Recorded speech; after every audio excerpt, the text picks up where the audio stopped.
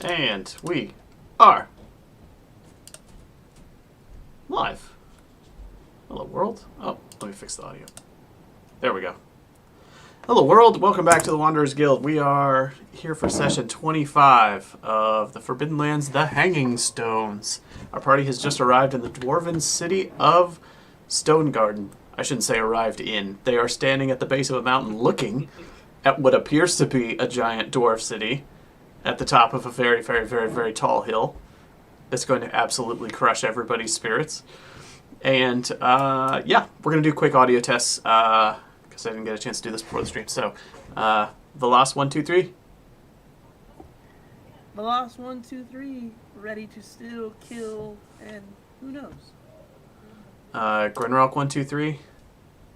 Grunrock 1, 2, 3. There he is. Vergello 1, 2, 3. Vergello 1, 2, 3. And Ralgar 1, 2, 3. I do not want to climb these steps. I think Grunrock should give me a piggyback ride. Alright, I think Veloz and Vergello need to go up a little bit, and then we'll be good. One sec. Because Veloz and Vergello don't Piggyback yell ride. into their microphones. Well, I never yell. This is just how I talk. I also Let's have see. my mic like up here this time instead of like right in my face. It's all good. I adjusted you. It should be pretty close now. The soothing sounds of Hank's voice. Hank does have a Ooh, soothing voice. ooh. Hank, you need to just do your own stream. We just need some Hank ASMR stream. After Grunrock falls down the stairs. I don't know what happened, you guys. Bringing you Ladies and this. gentlemen, welcome to Grunrock After Dark. Hello! Where did your clothes go? Alright. Serious campaign. We're not here to have fun. We're here to be sad and to run out of food and drink. That is why we play Forbidden Lands. Chat's working? Okay, cool. We should be good. If I miss anything on the chat, let me know. I don't have my popped out chat, but other people usually respond to things anyway because I'm too busy. So yeah. Good. Okay, here's what I want to do. I want to turn to Grunrock and I say, I'll get to the top before you, and I want to try to kick him on his butt. Okay. Make a melee roll. Grunrock, you want to make a dodge roll and try to stay on your feet? Yeah, I do. Time to open up the old character sheet. The old character sheet.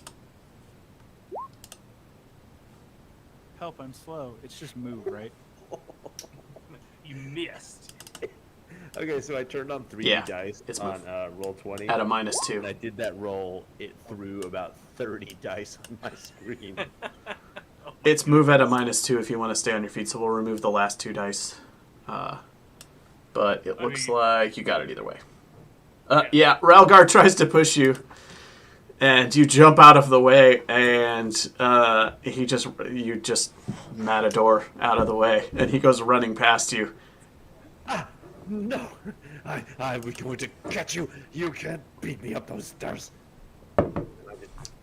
I'm not. I'm Guys, let's think about this. And they're We gone. maybe don't need a goblin and a wolfkin. Get back here. How long do you think we'll make it in this town, Vergello? Look, as long as we don't... I don't Ah! Beard gobs! do Oh, anything Lord. like that, Watch out above you. we should be fine. Look, you're faster than me. Hopefully Just we go can after just him. sell some stuff. Yeah. I realized you can't control your tokens because they're on the map layer, so I'm moving them. Boop. There we go. And roll 20 is being a little bit slow. All right. Yeah, Lynn and Dahlia are walking side by side, and they are. Lynn is just looking up the hill in disbelief, and she's like, "I'm not doing it. That is too far." Dahlia's I'm like, not, I'm Dahlia's like- taking it back with Lynn and Dahlia. Like, I'm not sprinting up there, so... Dahlia's like, "Lynn, just think, you'll get to rest your feet. You'll be in a city. Dwarves are pretty nice. I've known quite a few, and we can all kick back, have a juice." I bet they have milk. Do you think they have milk up there?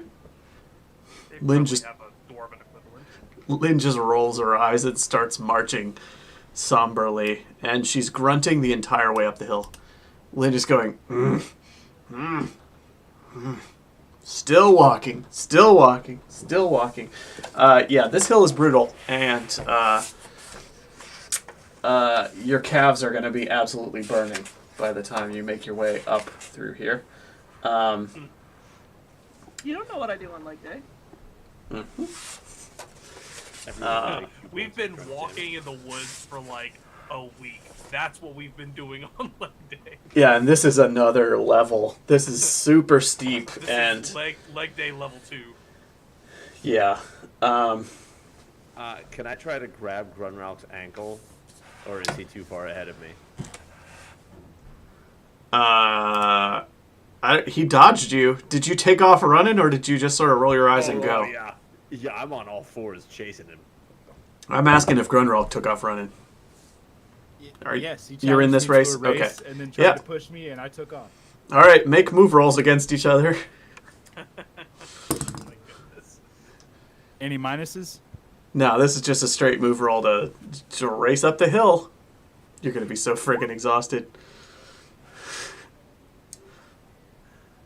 Grunwald gets one success. Ralgar gets one success. You're neck and neck, but Grunwald got a head start because you missed him on the grab. So the two of them are up ahead. And now they are way ahead of the rest of the party, halfway up the mountain, and they're neck and neck because they got the same move roll, but now they both have to make endurance rolls. Because this is not a move roll kind of race. This is an endurance roll kind of race. Any modifiers? No. One success each. They are both huffing and puffing and way ahead of the rest of the party, who are biding their time and taking it slow. So everybody else, Dahlia, Lynn, Vergillo, and Velas, you are traveling in a pack way low down here on the mountain, slowly trucking your way up. I'm just like barking furiously at this point. I'm having the best time. Maybe you Discord so it's not pinging at me in the background on the stream. All right. I have a question, boss. Yeah. Would my dark secret play into this at all? Yeah, potentially. We'll get to that. Now yeah. I'm just intrigued. Yeah, don't worry about it. It's fine.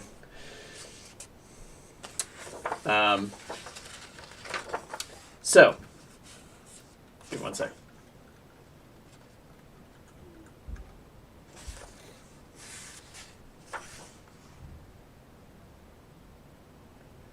All right. You are ascending the mountain to Stonegarden, which you know to be some city of significance to the Canide clan, also known as the Ironhound Dwarves. What you've heard about them is that they are fierce warriors, and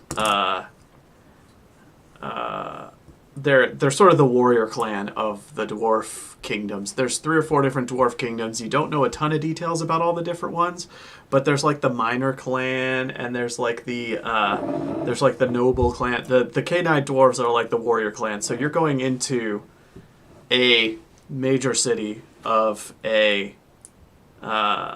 militaristic dwarves, and as you Grunrock and Ralgar, you are out of breath, huffing and puffing, but still keeping pace with each other.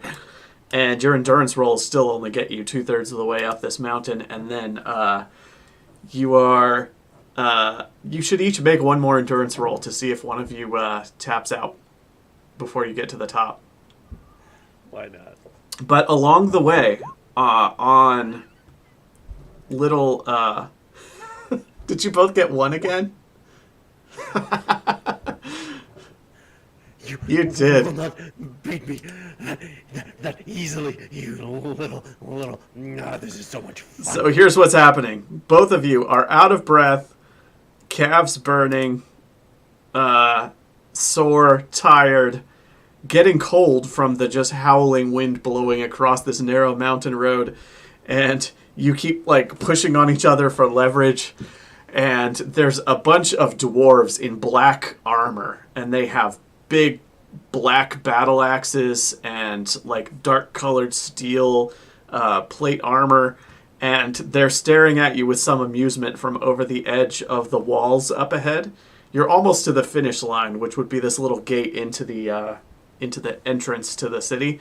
The dwarves are chuckling, and there's a little group of them, of the guards, gathering around to watch your race now, while you're scrabbling past each other. And if either of you chooses to push the roll for no willpower gain, but potential damage, you can win the race. Who wants it more? I want it more. Are you going to go for it? That's a double success. Relgar, you are about to collapse at the gates. Looking forward to stopping. Grunralk, the same. And Grunralk, Ralgar starts to sprint for the gate a little before you're willing to. And then you're like, oh, I gotta keep up. But he's gone. And he powers through the gate. And you collapse panting right at the gate, a few steps behind him. And you come stumbling through after him. I knew I could beat you with your little legs. I can't believe you almost beat me. You're way faster than you look. Some of the dwarf guards are just... No, I catch him. Stupid four-legged cheater. I want to look up and kind of look around at all of the guards and just say, wait, where are all of the hounds? You all don't look like hounds. Their black helmets resemble like hound-shaped, like wolf helmets. That's amazing. That's actually really cool. Yeah. I want to take off my Terramunda helmet and go, I want one of those. Can we trade? They look at each other, and one of them just shakes his head, and he's like, no, you gotta earn this. These are crafted by the masters, smiths of the deep. And one of them just cuts him off and says, they don't know anything. They're foreigners. It's a very nice helmet. You can't have it. My hat's better. Meanwhile, halfway down the mountain, Lynn is complaining the whole time. She's like, still walking, feet hurt, still walking, feet hurt, still walking, feet hurt, the whole way up the mountain. How heavy is Lynn? Yeah, how heavy is she? Any of you could carry her, but you'd have to make an endurance roll to get up the mountain, even, Lynn, get on my back. What if we have the pack rat skill? Does that not yeah, what does that do? Increase your carrying capacity by a lot? increases it? Yeah, I have right now I have rank 2, so it's increased by +5. I'm only at 9 out of 11 of my carrying capacity. You can carry her. You can carry her because you're used to it. You're still gonna have to pace yourself, but yeah, you can get up without an endurance roll if you carry her because of pack rat. Come on, Lynn, hop on my shoulders. Really? Shoulders. Well, I'm only used to carrying things like backpacks, so I'm assuming, if this is all leg and back strength, just climb on my shoulders. All right. She climbs up piggyback. It sits on top of your already big backpack with your musical instruments and all the other junk. It's like clattering and banging while she gets positioned, and you nearly tip over and fall down the mountain at one point. And then she's in position. And even with pack rat, she's like maxing you out. So you're walking up the hill now like, oh god. Dahlia, thanks for being so cool and just walking. Meanwhile, You know. Dahlia is getting on Sir Archibald, the donkey. Dahlia is marching along with her head down, going, beer at the top, Beer at the top. Beer at the top. How Haven't old had is beer Dahlia? since the Hollows. Beer at the top. How old are Dahlia and Lynn? Lynn is, I think, 11 or 12, and Dahlia is in her 20s. Okay. I don't know why I thought Dahlia was so young. I think I thought Dahlia was like 17. She was a housemaid for Mrs. Paulmore, yeah. and I she knew was, she was an she's a adult. grown up. She's not, she's young, Beer at the but top. she's not. Beer at the top. She's Beer not at a the kid. top. The top. What's up, Elric? Welcome to the party. By the way, Elric, we got a public Discord. You should come say hi to everybody. We would like to chat if you use Discord and want to. And if you don't download Discord and then start using it. Yeah! You're always That's true, watching our come sessions hang out live. with You us. got to come hang out and chat with us. Consider yourself invited. It's in the About description. And personally invited at that. That is So, Grunralk and Ralgar, you're up here on the top platform. Oh, I realized people on stream can't see any of this nonsense. I'm a terrible DM. Boop. For reasons that have nothing to Don't do be with forgetting to absurd. update the You're map. not a terrible DM. Oh, I'm a terrible Oh, GM, sorry. That's it's not the same. Uh-huh. All right. So you are greeted at the top of the hill by a bunch of black armored dwarves with these hound helmets and battle axes and shields, and you would not want to get in a fight with these guys. They are like walking just blocks. They are so bulky and encased. Very different style from what you're used to coming from elven lands in the woods, where at most people wear like leather armor or whatever. Even the guards at the Hollows and in Amber's Peak were mostly wearing lighter armor than this, or chainmail at most.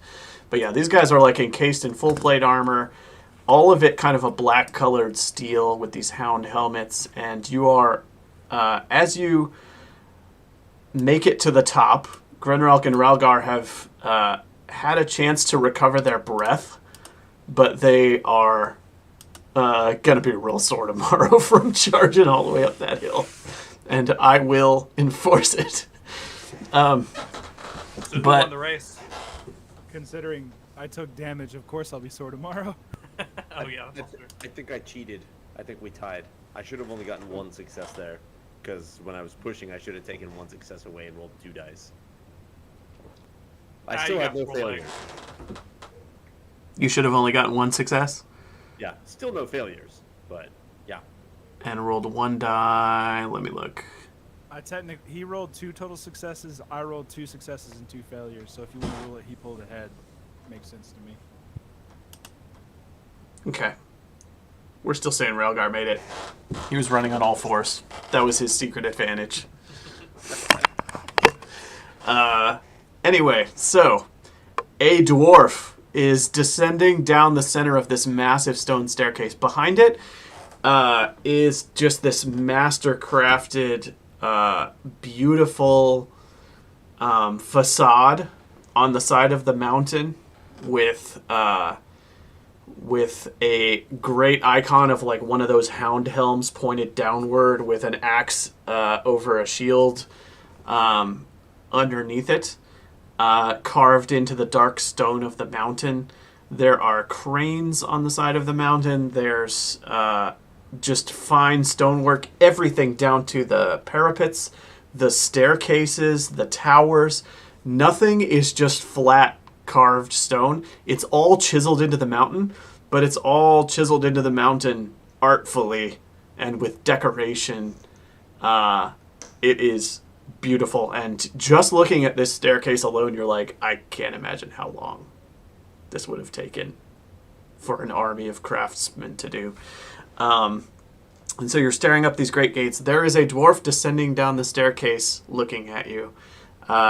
This is an older dwarf with a big gray beard and hanging down to mid-chest, braided all through. And rather than wearing armor, like the others, this one is wearing black gilded robes.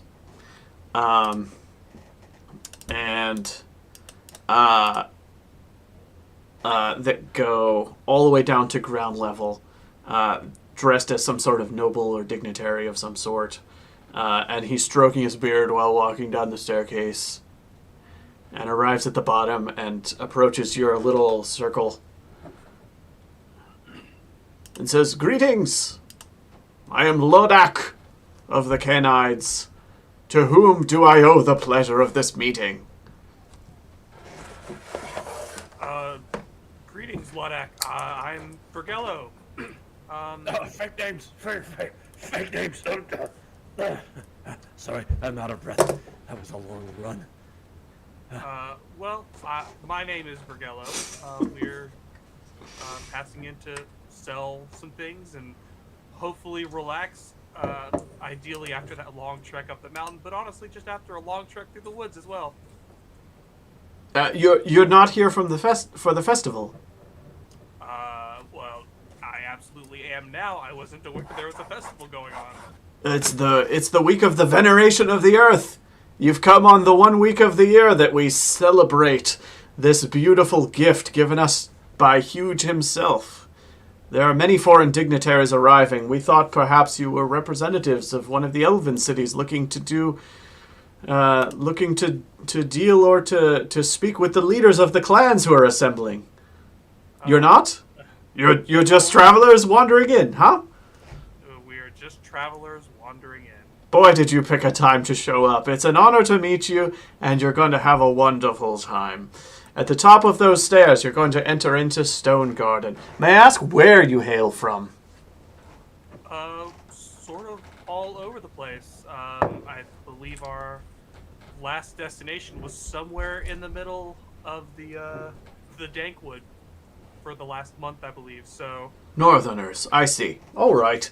Well, welcome. And, I know you've not been here before because I would remember you. And then he turns and looks at Velas for a second and says, "Unless it was before my time."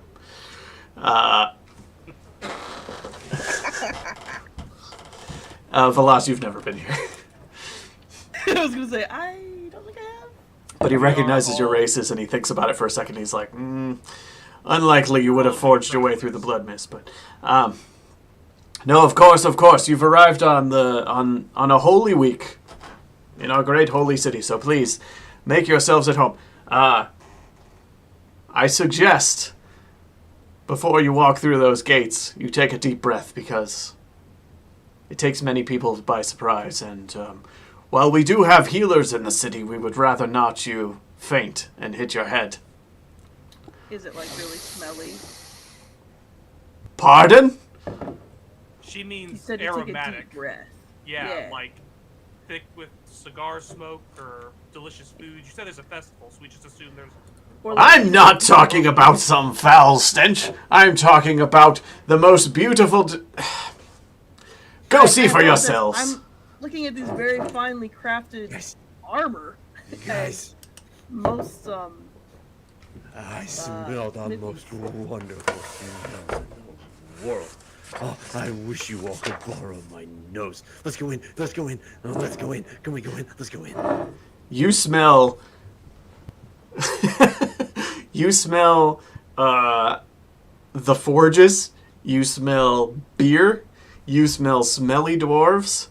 And you smell the snowy breeze across the top of the mountain. so it smells bad. No. Oh, and you probably smell some traces of all sorts of strange smells from foreign lands, like spices and cloths and things like that. You can smell a marketplace nearby. Well, let's go in and find a marketplace. How tall Alright. is this probably very important man in comparison to me? The dwarves? We'll call him an average height dwarf, which, I don't know. Let's find out. Taller.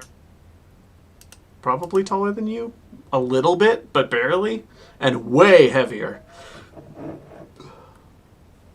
I look at Grunrock just like an eye that clearly says, "Don't be racist." I'm just gonna stick my hand out, kind of upwards towards him, so he'll shake my hand. And then when he grabs my hand, I'm gonna like stare deeply into his eyes and say, I don't think she meant any offense. I think she's just worried about the forge fires. But, good luck! And I'll just shake his hand a little harder and then walk past him towards the stairs. Your accent is strange. Where do you hail from, Goblin? The south. Far to the south. I see. He leans down to you while you're walking past him. Down to you. You're almost eye level. He's like maybe an inch taller than you. But he leans to you while you're walking by. And he says, enjoy your stay in the city! And then he leans very close. He says, watch yourself, Green One. We won't tolerate any misfits around here. And then he pats you on the back a little too hard. As I, stumble from the last pat, I'll look back and say, There haven't been any misfits in the shroud in ages. and I'll just grin real big at him. That's not what I hear. And he looks directly down at that orcish scimitar that you're carrying with you. And shakes his head. Well, come on, gang of misfits. Let's go inside. All right, so you make your way up to the top of the mountain, and as soon as you, you're gonna walk through. I'm gonna describe this, but not here. One sec. Sirenscape. Not using words, using dance. Do it. All right.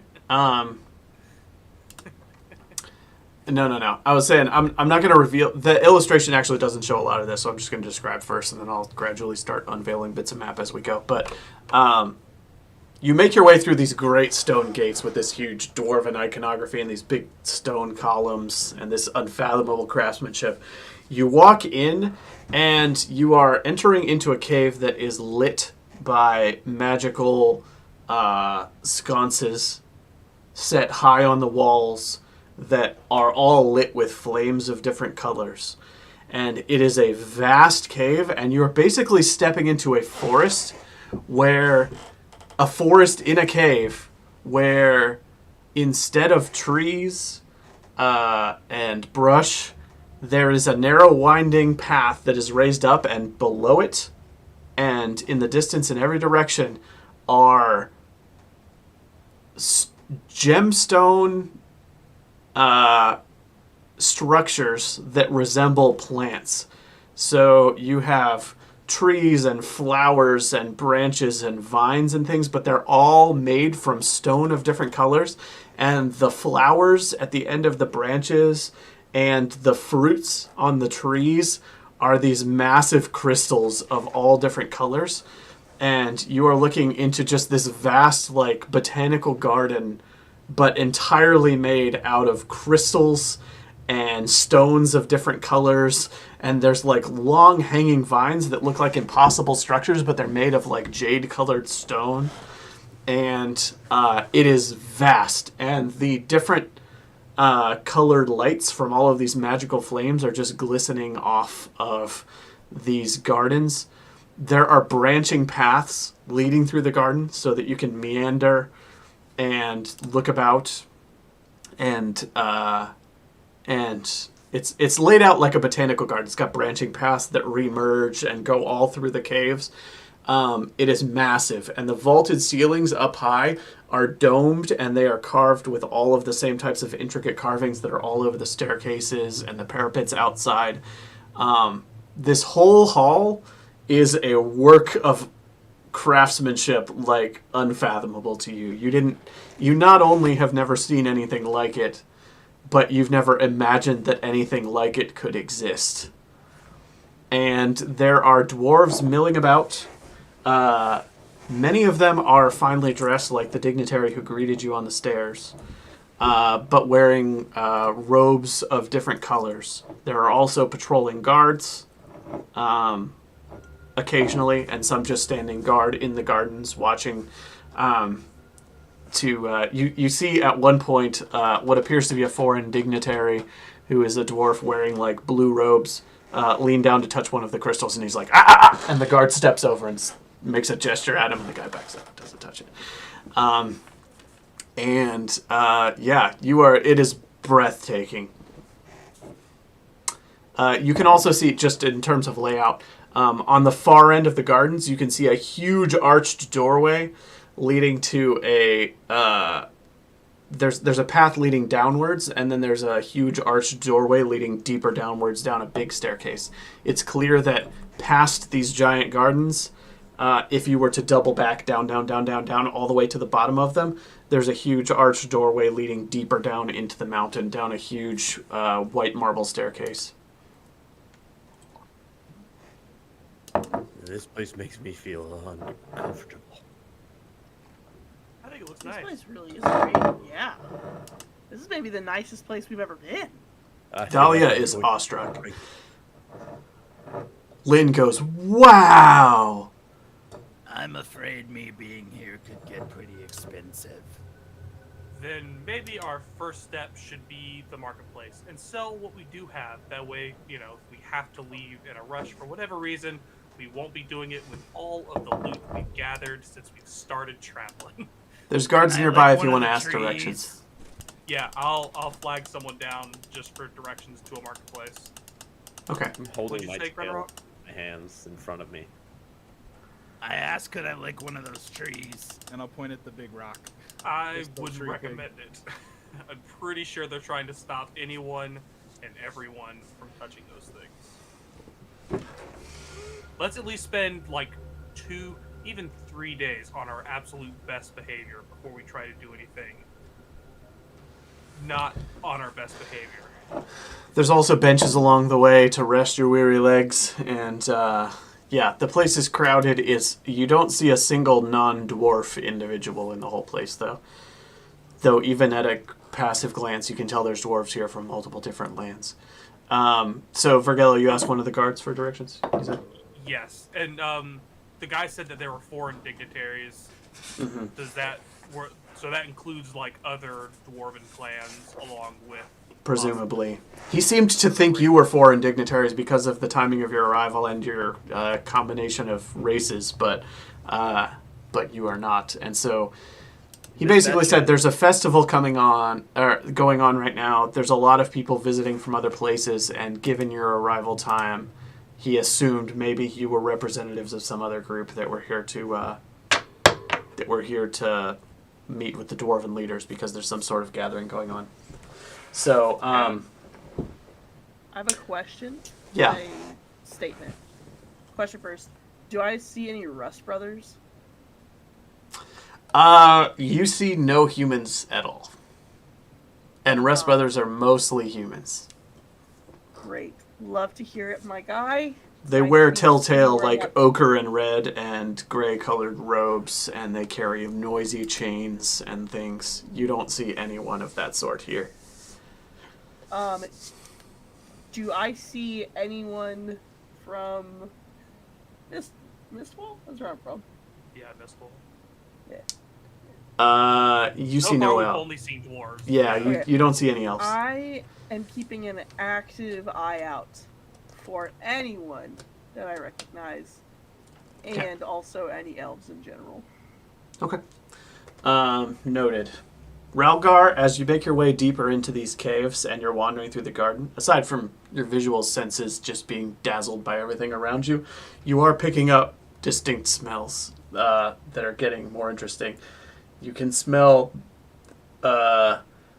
spices and beasts, like cattle, like nasty cattle stench, and lovely whiffs of spices and strange smells as you work your way deeper. Vergello, you said you wanted to ask a guard for directions. The guard will explain that down that great ramp and through that archway, down those marble stairs, you will come out into the great marketplace. There are places to stay, there are places to eat, there are places to trade.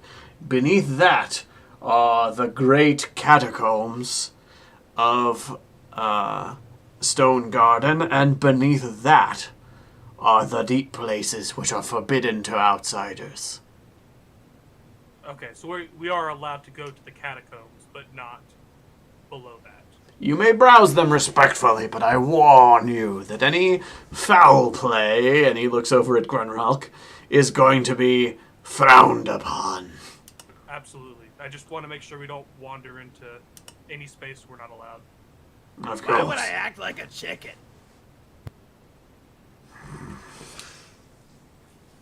Thank All right. you again for the directions. Where are we going now? If I had known keeping a goblin around would keep all the interests and eyes off of me, I would be traveling with one of them for a while. Well, see, they usually do, but you do something that pulls all the eyes back to you. In the history of this world, the elves and the dwarves lived here and coexisted long before the humans ever showed up. And they're very different, and they have different values and goals and beliefs in general, but they view themselves as kin to an extent because of their shared history in this place before the humans came along and started mucking things up. That may not be the way you view it since you hang out with a bunch of half-elves all the time, but it's how many elves view it and how many dwarves view it. It's literally just me. Yeah. It's true. Well, yeah. Yeah, Ayan was also. Don't say his name. Who knows what happened to that guy? I'm gonna make him come back at some point. You better make him come back at some point. I miss my little friend I used to argue with all the time. All right. We made Vergello become the voice of reason. Can you imagine how much more fun he would be if Ayan was still here?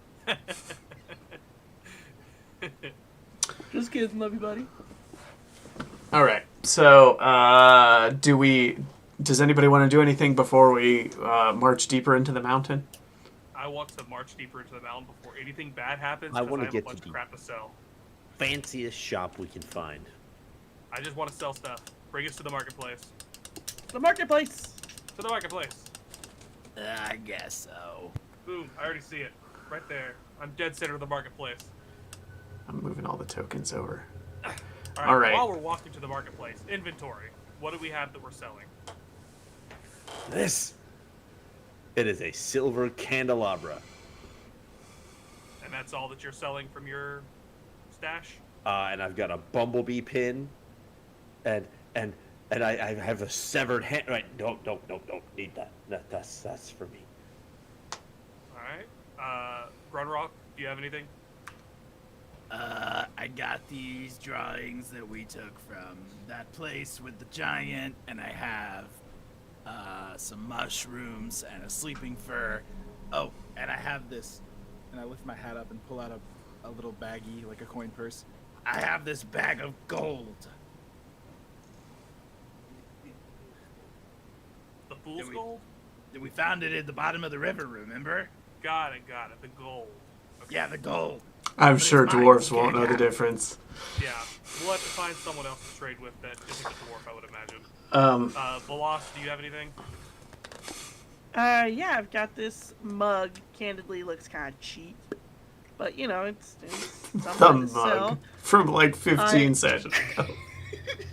I've got some pretty good boots. They're worth, I don't know, I guess 9 copper. I got this holy bee statue. I imagine it's like this big. I'm strong. This isn't a game where I had to pick between strength and agility. I got Imagine it's both. not that big. Like, not questioning Yeah, your probably weakness. not. I've got a diary from the embalming room that I just have not read. Oh, I've got a jar of honey from that dungeon. Not from the lich, but just a jar of the honey. I got a unit of herbs. Ooh, I've got the small bone serpent wrapped around a monolith. Got a turquoise stone with pink rose signet ring. I have this handkerchief with an insignia. Oh, I've got the short spear with a silver tip and inlay. Oh, you know, I got some stuff. I honestly don't remember half the stuff that you've looted. Hey, where did all the crossbows go? Oh, I have They're all them. from the. They're all on Archibald. Sir Archibald. 3 crossbows. And then I have 5 pieces of leather. I have that healing bag. Do we want to sell that healing bag? I'm 50-50. It's pretty useful. Just It's klepto also stuffs. very expensive. I was thinking about selling it, but then we found all of those crossbows, and those crossbows we can sell instead. Because that healing bag, you're pretty good at using it. I mean, it gives me +2, but I'm already pretty good with it. Without it, I mean. Let me I don't know. pause your See how much discussion more- for a second to describe your approach to the marketplace. Broad marble stairs lead down to large cavernous spaces in the mountain where the smells of spices, beasts of burden, food, and embers tickle the senses, among other more odd scents that you can't place. There are many people milling about. There are occasional humans, elves, halflings, mixed in with the dwarves. But it is maybe 90% dwarves. There are deals going on all around you. Some of them involving large quantities of goods, bins, barrels, bales of cloth moving to and fro while valuables change hands. A wide passage leads to a large set of gates to the west that seem to lead back out into the outside world, and another great staircase leads deeper into the mountain on the far side of the marketplace. This marketplace is like the size of the Hollows all on its own. Continue discussing. I'm gonna AFK a sec. I'm gonna run I to the also restroom and get think I another drink. have some more wizard jerky. I think I had one more piece in here. I am out of the jerky. But I do have. Really, I'm just carrying the crossbows. I have that calfskin glove and the healing bag. I'm not selling the spike. I want to Spike? keep it. Oh yeah, I From don't think. Hot Armor Babe. Truthfully, I don't think we should sell any of Hot Armor Babe's armor. Not our armor. I think that we should consider that Warhammer. Because it's not really yeah, well, anything you didn't, have to use. Didn't I thought Ralgar Ralgar want to? Well, didn't he want to trade the Warhammer for something? Didn't you want the Warhammer for something, Adam? He wanted I have like a mace or something. I have a great axe that I got from the dwarf. What Warhammer? This just shows my Hot Armor memory. Babes. I thought she had a sword. Yeah, It was did have Oh, a sorry, Just great wanted sword. to trade for a Warhammer.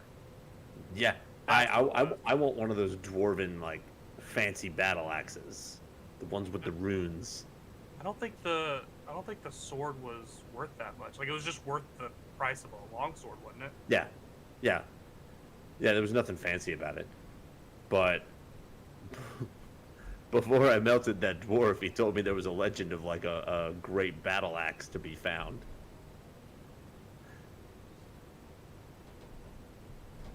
So for selling, yeah, sell some stuff. Let's sell the sword. I'm not selling her helmet. I love her helmet.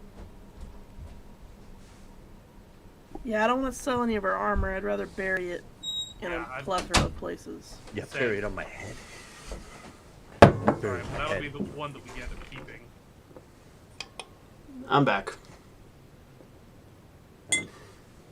Alright. Do you think we should maybe find a place to stay for the night? That way we could settle in and Dahlia Let's get our money first. I imagine, given all the foreign dignitaries that are staying here, prices are probably going to be a little bit higher. So, Yeah. And someone might recognize you. You should have used a fake name. I can't use a fake name at big cities. If I'm going to get banned from places, I'd rather be the most popular ones. Ah, Really Wow. build up my reputation. I swear you're all the same. All right. There are many inns, many taverns, many breweries, many trading posts of all different varieties. There's places selling foreign goods. There's a handful of traders that are not even dwarves, that are apparently people visiting from elsewhere to sell in the markets. There are many, many, many shops selling metal goods and things either embroidered in the style of the dwarven dignitaries with that kind of black cloth and gilded edges style, and smiths selling things that resemble what the guards are wearing, with a handful of things sized for members of other kin. Maybe So- we look for a place to sell the crossbows, maybe like an armorer or Yeah. a Let's do that. weaponsmith. Mm-hmm. Yep. You can sell off crossbows. Let's see. I have 3 crossbows. And Right. a D12 of ammo for crossbows.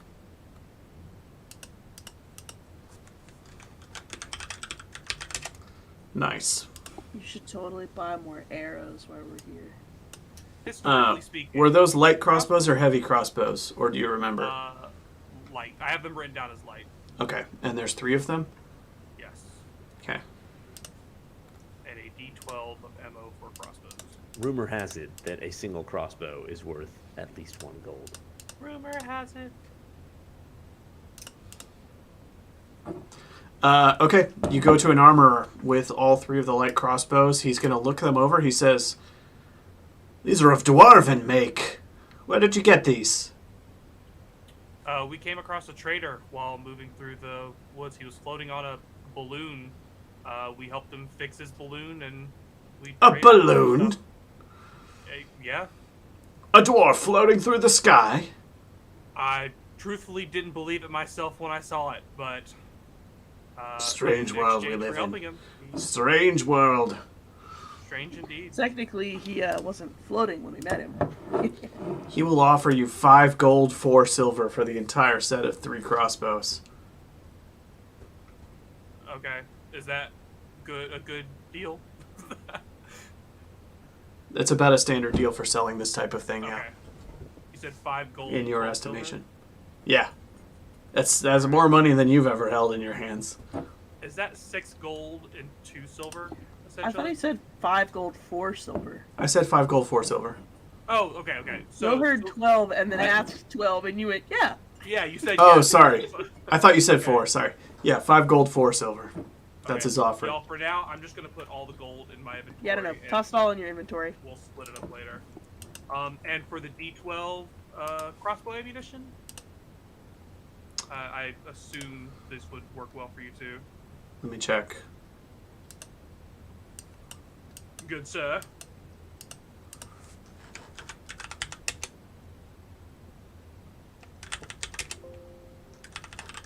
I hate that bolts are next to arrows. Yeah, it doesn't make sense.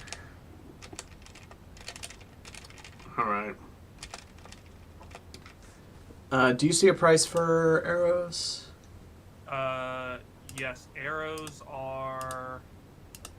Jeez. Arrows. Iron There we headed go. arrows are 12 copper. Wooden are 6. Okay. Generally, people will pay 3/4 price for things that are of the type of thing they sell. So this is going to be 12 times. Let's see, D6, D8, D10, D12. So that's 4. Oh, Oh, Russ. Oh, Russ. What is he barking about? it's me. It's I'm not knocking Hankin on the on door. this week. He'll offer you 4 silver, 8 copper for the pile of crossbow ammunition. All right. So you end up with a grand total of 5 gold, 8 silver, 8 copper, right? Don't do that because I've already written down the other stuff. You said 4 silver and 8 copper. Yeah, 4 silver, 8 copper. And then I wanna bring out Terra Malta's greatsword and plonk it on the table. And go, and what do you think about this thing? Bong. Oh, this is a mighty weapon. What? Yeah. Ah. Say it. Yeah. Oh, wait. I'll be right back. He goes and gets his. He goes and gets a much older dwarf, who's presumably the master of this smithy, who says, who comes out and looks at it for a minute. And then he backs up, he goes across the room, and he gets a monocle. He sticks it on. Impossible. And he's sliding it around on the table. Impossible! And slides it back. He's flipping it over. He's looking at the maker's mark at the base of the hilt. How much you want for it? Well, I do not think there is any price I can attach to this, but let me tell you something. And I pull out the battle axe. I said, I am learning to use this noble weapon, but I fear that this one is the best I'm going to be able to find. Maybe the dwarfs know where I can get a better battle axe. And maybe if I could get one, I'd be willing to let go of this sword. You're showing him what? You're showing him an axe that you got. It's my Where? battle axe. And I'm basically complaining that it's a normal battle axe and I want something more special, but I don't Was know that where one to you find started with, or did you get it somewhere? I can't remember where you got it. He got it from the dwarf. one. I got it from Balloon Boy. He had a battle axe, okay. Yeah. You know that guy he murdered? Well, Rogar, while that is great, and I do think that'll be perfect for the negotiations, I assume you're aware of whose sword this was, given your reaction. Yeah. Not you, yeah. Raugar. I'm talking to the dwarf. I know you. Well, I would I'm need to saying- verify with outside sources, but this appears to be a sword of holy significance to the Church of Rust. It is master-crafted, it is ancient to be sure, and this maker's mark, if it is to be believed, is one who has not lived for many centuries, since ages predating the Blood Mist. Not to mention Would it be it's... helpful to believe that this is the Sword of Terramalda if we had something else? I don't know, like, I'm just gonna reach behind Ralgar and pull out the helmet and stick it on his head.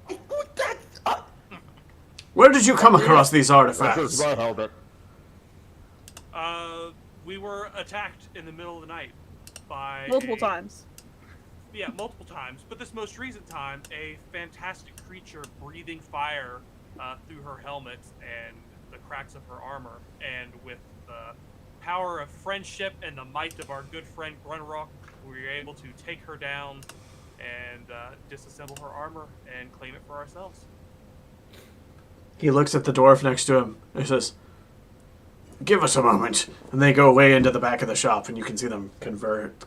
Remember my battle axe. Raugar, I think I could probably be able to get you like He walks 3 back. battle axes. He walks back up and walks back up to the table and says, "All right, let's talk about a transaction." He shoves the battle axe out of the way, and it goes clanging onto the ground like he doesn't even care about it. And he centers the sword perfectly in the middle of the table. We're prepared to offer you 6 crowns. How much is a crown? That is a gold piece. 6 crowns is 1 gold piece? No. Crowns are gold Oh, pieces. a crown is a gold It's a piece. nickname for a gold piece. I'm gonna insight him. I would Okay. also like to insight check this. I want to Sure. see if he's lowballing me. Sure. I want gold. I want a magic axe. I got 1. You got one? Yeah.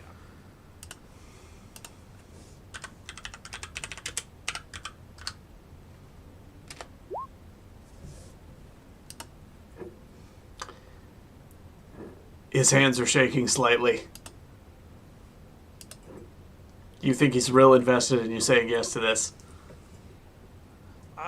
Well, that does sound great, but I think with 6 crowns, that we could probably shop around a little bit and see if anyone else has a higher offer. I'm sure you can understand with a fantastic artifact as ancient as this, there might be people who might be willing to put a little more on the table. I'm trying to manipulate as much as I can. All right. 8. Final offer.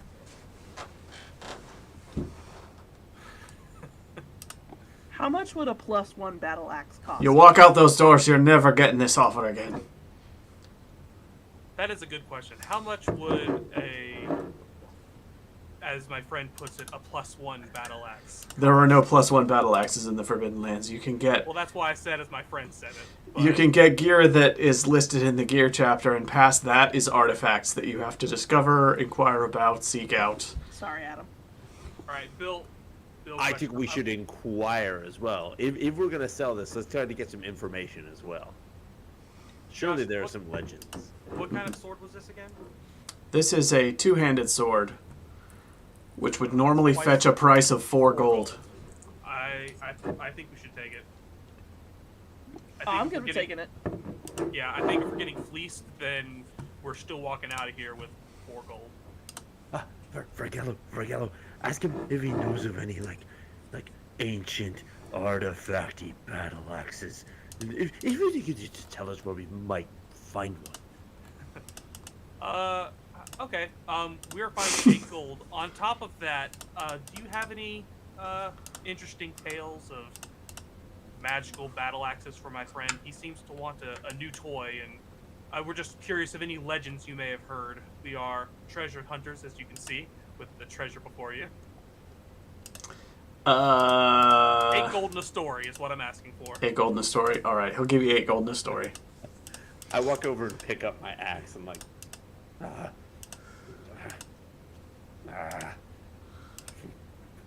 If it'll close this deal, he'll offer a story. And he's a blacksmith working in a major city. He'll have heard tales of something.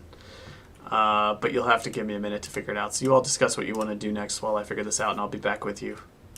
should we I go also find have a stuff to sell. jeweler? Oh, Yeah, we'll end up doing more selling too.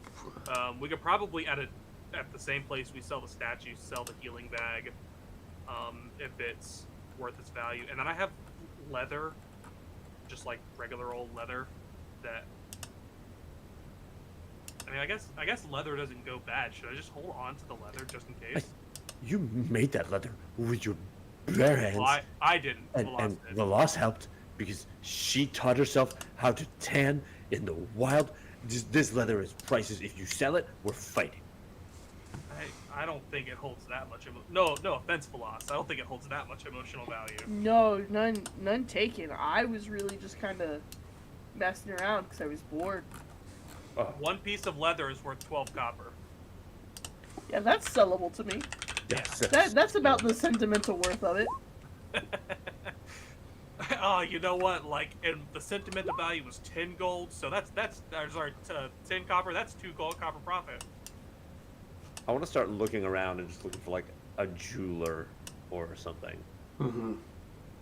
You know, one sec. Still addressing the last thing. Yeah. How dare you? Yo, I can't wait to get some of this stuff out of my inventory. Amy, you said to get arrows. I'm stocked up on arrows. Oh, are you? What? That's great. Yeah, I'm still at a D12. I have a D6 of torches. We probably should get some torches. I've got a D6 of torches too. If you do want to get a D12 of arrows and you want me to hold it for you, I can. Because I don't have any. I might. They wait. Well, what's your carrying capacity right now? Not a ton. What are you at encumbrance to carry right now? Carry. I don't think my math is adding up correctly. Carry is 6, encumbrance is 5. It might be. So, in your inventory, anything that's checked and has an N next to it is worth 1. H is 2, and I think it takes 2 maybe L items to equal 1. I don't know. It's Okay. a some amount, and then T is weightless. Sure. Okay, because I lost my cauldron. Remember that? That was sad. That was Yeah. a sad day. Pour one out. I lost my staff. Well, I left it behind because I didn't need it. Yeah, I got my studded leather armor. Got the candelabra. That's normal. Do you still have the sword in your inventory? Or were you carrying it on Sir Archibald? Sir Archibald had it. Okay. Maybe my battle axe. I imagine the battle axe is at minimum. All right. He'll do the transaction and he'll say, I've heard a legend of a magical battle axe but it's been many years. I'm wagging my tail. Tell me. Have you heard the tale of Dohump's chopper? Oh, I so very want to hear the tale of Sir Dohump's chopper. Well, Dohump was an executioner who lived in the great human city of Alderstone, far to the southwest. He not only was the most trusted executioner of the crown, but he delighted in taking the heads of his victims, feeling a sense of righteous justice every time he chopped the head of one of those unforgivable souls. Did he keep them? Did he keep the heads? Sure. Now, the axe has been missing for many years because they say that it took so many lives that a demon took interest in it and began to possess the axe in order to drink the suffering of those it beheaded. And they say that one night it became so thirsty for the neck of a sadistic soul that it took the head of Dohump himself while he slept. That? No. Yes, indeed. And wishing to rid themselves of it, the people cast it into a river somewhere in the Fuelin Mark, and it's not been seen since. They just threw a perfectly good axe in a river? Oh, a demon-possessed beheading axe, yes. But they said it had the power to take life like no other axe. That it would seek the vitals every time it was swung. And perhaps even get a D8 artifact bonus die on every attack roll. No. Indeed. That's what the legend says. I hate swimming, but I will swim for that axe. Well, shame it's been lost to time. Yeah, You misunderstand the power of friendship. I can't say I know what that means. But thank you for this sword. And he drops a pile of gold on the table. Yours for the taking. A pleasure doing business with you. Oh, what's your name? Oh, he's gone. He ain't gone. Hopefully he comes back. I got a weapon to Yeah, sell. hold on. Do you buy leather perchance as well? His name is Reinhard. Reinhard. Reinhard of the Glowing Anvil. What did you ask him? I just asked if he buys leather. No, but it'll be really easy to sell it nearby. Okay. Wait, I have a weapon to sell. Reinhard, what can I get for this short spear?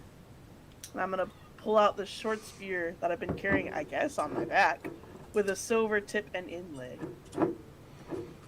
It's pretty nice, pretty neat. Where'd you get it from? Got some fine craftery. I think I got it off of that dead dude in the forest. Oh. Remember the one with the handkerchief? I cleaned it.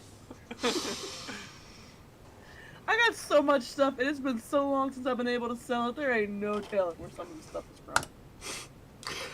I told Amy and Hank while they were hanging out the other day how many adventures I've prepped that you all have just completely bypassed. And I won't tell you the number, but it is more than 2 and less than 4. Well, that one we kind of knew, though. You made a point to say distinct.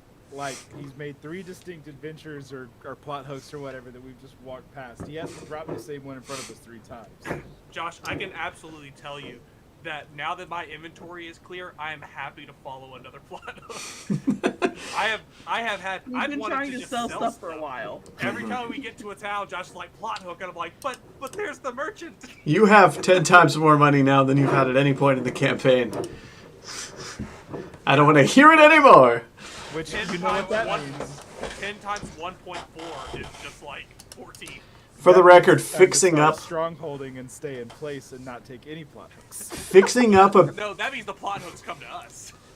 fixing up a moderate-sized stronghold in disrepair like Red Hook Redoubt or some other places would probably cost you about 15 gold. Building one from scratch anywhere you damn well want would probably cost you about 30. So you've got a pile of money now. You got options. Still have more to sell. Still more to sell. Yeah. All right.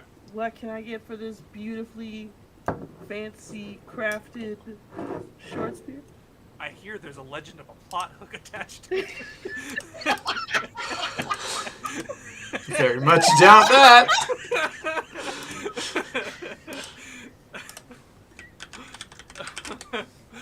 I hear the story was there was a tree at somewhere in the dank wood. He says, People. A knight. he takes it from you. He says, by the gods, a completely ordinary short spear. Dwarves never craft these. I've not seen one recently. I'll give you a silver and 5 copper for it. It's got silver inlay. Is the silver inside of it not worth more? It has How silver much is inlays. short Where did you spear get by it? itself? Where did you get it? I thought it was normal. Where did you get it? She thinks it was from I'm the pretty guy sure I got it that- off of the corpse of the dude in the forest. Oh, yeah. Short spear with the silver All right, inlay. hold on. Most likely killed by an ant. The noble. I'll give you 2 silver, 5 copper for it. Yeah, that sounds a little more like it. Thank you. Appreciate it. 2 silver, 5 copper. I was just kidding before. Thank you, sir. Uh-huh. Cha-ching, cha-ching, cha-ching. 2 silver. Anything else we want to liquidate? That's all the weapons. We got to go to another store. What other stuff you want to sell? Leather, a healing bag, and a finely embroidered calfskin glove is what I have. This is a grand marketplace, and you can find sellers for any of these things. You don't have to roleplay them unless you have particular information you want from the shopkeep or particular discussion around the item. So, I want to ask a dwarf yes. a question. okay. You step out of the shop, and you see a dwarf. It's a middle-aged lady dwarf, and she's walking, and she stops abruptly while holding a basket of mushrooms in her arms because you're standing in her way. And she says, "Excuse me, trying to get around." My apologies. I was going to ask a question, but I might ask it of someone who seems to be in a bit of a better mood. I thought everyone would be in a good mood for the celebration. Excuse me, random other dwarf. Hey, I would ask that lady a question. Oh my goodness, let's not roleplay with every single Oh, person. we gotta- I made a character, and my character just got the hand, the talk to the hand. Give me another character that's nicer, please. Fine. Mushroom Lady is just going to step around you and say, "I never, these foreigners," and she just goes marching off into a crowd. Excuse me, random other dwarf. There's a random middle-aged male dwarf, and he has, Basket of mushrooms. No. Absolutely not. He has a basket. He has a basket of bread rolls and a smile on his face. And he says, Not too much whiskey for this. "Ah, foreigners, how delightful. A pleasure to meet you. Would you like any assistance?" I would love some. You would by chance know where the Stone Loom Mountains are, or Stone Loom Mines, would you? Fuck.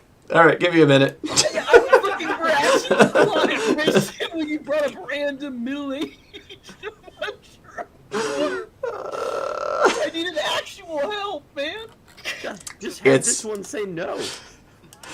It's Never fine. heard of it. If he says no, she'll just get another one, and then they'll have to say it's. It's fine. Just give me a There's second. This lady in town who carries a basket of mushrooms. She knows all about the mines. God. You're all fired. Give me a second. We haven't bought a single hat yet, man. Come on. We're still trying to sell stuff. We can't buy hats yet. I will not feel safe until all of our loot is sold. Remember the last time we were in a big city? A dragon showed up. A dragon showed up. I paid for armor I did not receive. Yeah, that's why I'm I trying got to like back. rush the process before plot comes to us. All right. Yeah, he said that's why you And there was guys also a do- festival at that town. We had to roll an egg to All right. Yeah, there's festivals everywhere we go. All right. The dwarf stops holding his basket of bread rolls, and he's like, Just drops it. hold on. And he takes one out and takes a bite out of it. I've heard of the Stonegarden mines. Have you heard the legend?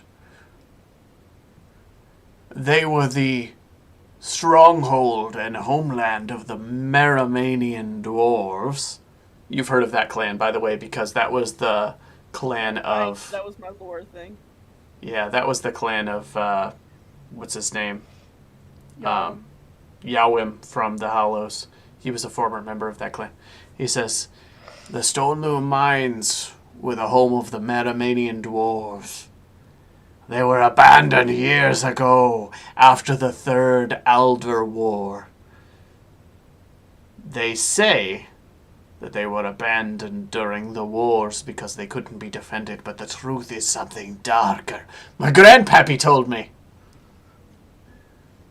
They were driven out by something that was devouring dwarves.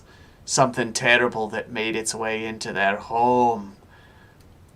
Rumors speak that the mad wizard Zygofer, a frailer from the far south, cursed his family as they fled his ever more frightening presence, and that tainted by demonic infection, his child sought shelter among the dwarves in the Stonegarden mines, and turned into a terrible monster that caused the collapse of the entire city, and none have dared enter the cave since. At least that's what I've heard. Would you like a bread roll? I would love a bread roll. Thanks, mate. Are you here for the festivities? I'm enjoying the festivities, not my reason for coming. Do you know where the Stonegarden mines are? Oh, let's see here. Let's see here. Rugger flaps on Elgar's hand. He's just 6 bread rolls deep. Give me one sec. Oh, I believe the Stonegarden mines are in a tiny mountain range right in the heart of the dark and forbidden forest known as the Shroud. Well, that's certainly interesting. It's phenomenal to me that I haven't heard of such things before. You are very helpful and kind and much nicer than another dwarf that I met just 2 minutes before you. Thank you, sir. Thank you. Can I ask you a question as well? I only know one legend, but go ahead. Maybe some beards. What? I'm wondering, when you're born, do dwarven babies have beards, or do the beards come when you reach maturity?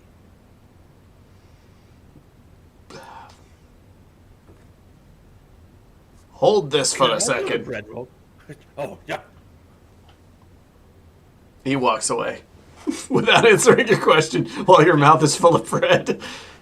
I got free bread. He's shaking his head as he walks away. I'll one to Sir Archibald. Give one to Dahlia. She's about to get, like, ass over tea kettle drunk. in She's a dwarven missing. bar. She's missing. She's gone. been She's gone. already gone. She disappeared the second you came into the marketplace. She scanned around and just slipped off. Lynn is still trailing you, but she I assumed Lynn was still on my shoulders. She's I off also your assumed shoulders. that. She keeps She's been, picking like, things sleeping up. this whole time. She keeps picking things up off of merchant shelves and getting her wrist slapped because nobody thinks she has any money. Does she? She's looking increasingly pissed off. Does she have money? She comes from wealth. You don't know. It's never Hey, come Lynn. up. It's a real Harry Potter story. Hey, Lynn. What if it is? Anything interesting here that you would like to buy while we're in town? I know we still got a lot of stuff to sell.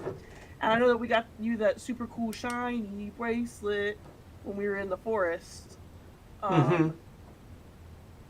Anything else in particular you were looking for? Like a nice hat?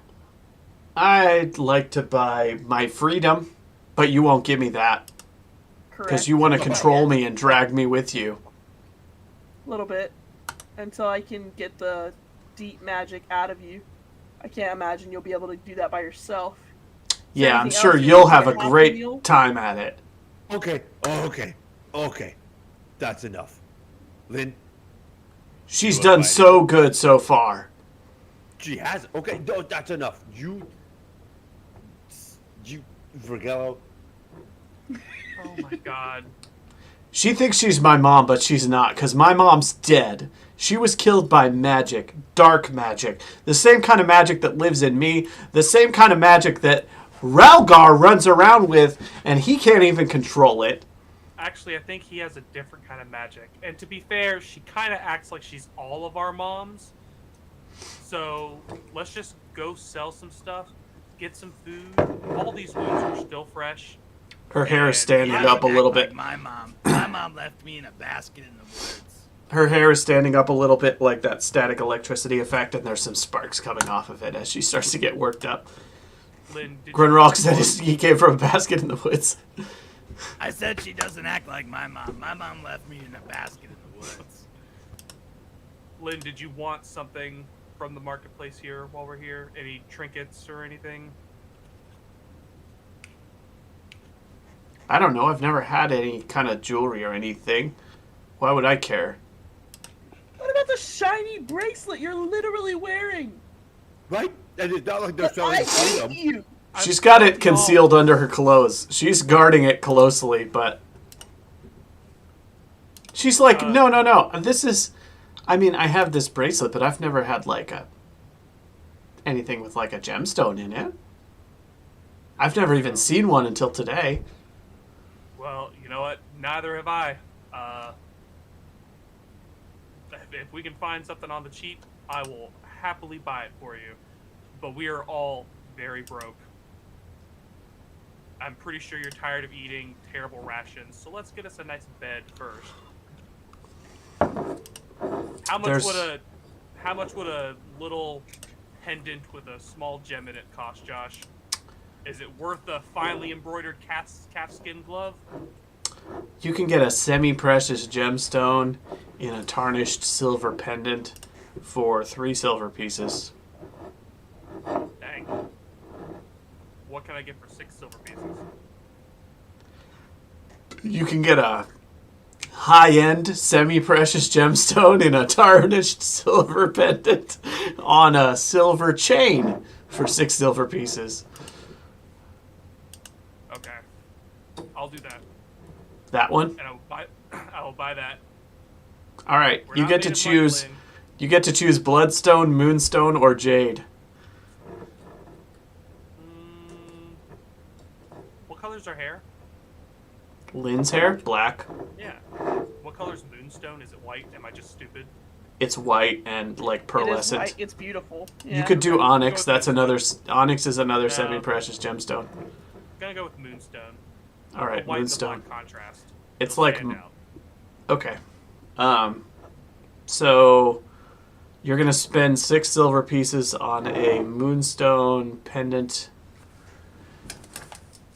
Why do you make me write things down? I just want to grumble towards Grunrock and be like, see, that's what you get in a fight with mommy and daddy buys you things. We never get things bought for us.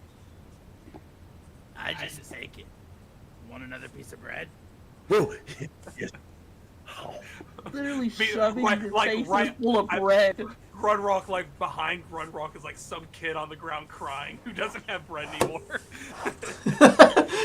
And you're here shopping for jewelry for your evil magic possessed companion. All right, All all right. right. No more role playing for me as far as selling stuff. I want to sell all of this crap. Get it done. Get out of here. Just call it the Moonstone Before the land Pendant. explodes. And give it to her in a few minutes. Let's finish up doing other stuff first. Okay. So, there are countless places to spend the night that are all roughly equivalent in cost, unless you particularly want to splurge on staying in like a really high-end place. There are breweries and taverns and inns all mixed through the marketplace, hostels, and plenty of places to stay. Sell the rest of my stuff. I have 5 leather pieces. How much does that give me? Right. I still have a healing bag and that finely embroidered. We're cap. doing like 18 sessions worth of shopkeep. Of shopping. Upkeep. Yeah. I'm literally just like, I'm trying to get this out the way so we can get to the fun part again. Yeah. Silver trinkets. candelabra, bumblebee pin. It was leather, not hides, right? You like tanned it yourself Yeah, no, it's just leather. Yep, I there, tanned it. because it makes Silver perfect pieces sense. normally. One sec. Trade goods, leather. 12 silver. Yeah, for They're 12 I was- silver a piece. I'm following the D&D rules of thumb, which is that for specialized goods that not a ton of people want, you do it for a percentage of the cost, and for things that are trade goods like leather, it's just universally useful, so it's really easy to sell, so it just goes for full price. It's like equivalent to cash, so whatever it lists for leather, you'll get that. Okay, that's 12 copper. I just found it. then, Yeah. Wait. Uh, Oh, sorry. Never mind. I was looking at the wrong thing. Yep. You're good. Alright, and then the healing bag. The only note that I have for a +2 on heal, and I just have very valuable in parentheses. Yeah. I hold on to that. Because the reason I say is that when you really need a heal, every The thing is, dice counts. I roll an 8. Granted, like +2 would be nice, but I roll 8, so I would if it's worth a chunk, then there's no way. And the other problem is it's heavy. Yep. Give me one sec.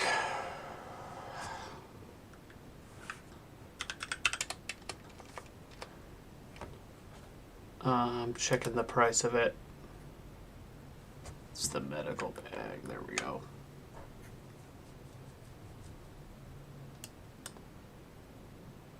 Oh yeah, I guess I put healing bag because it's Gives a +2 to heal checks. It's a finely crafted medical bag full of high quality tools.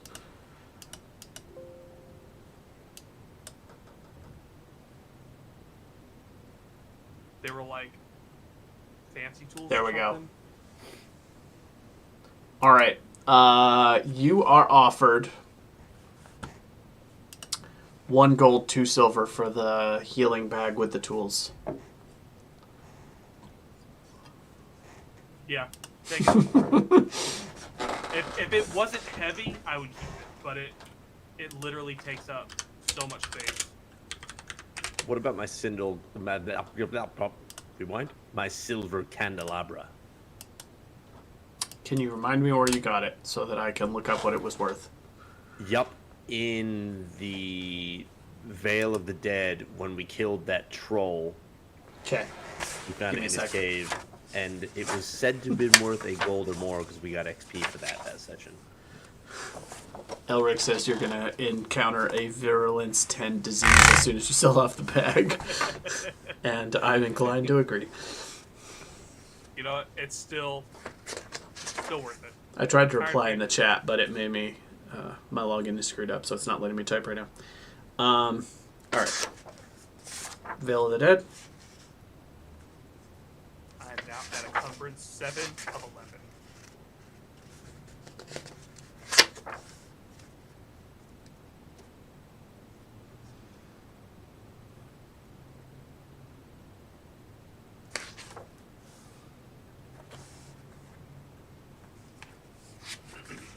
All right, give me 1 sec on the candelabra.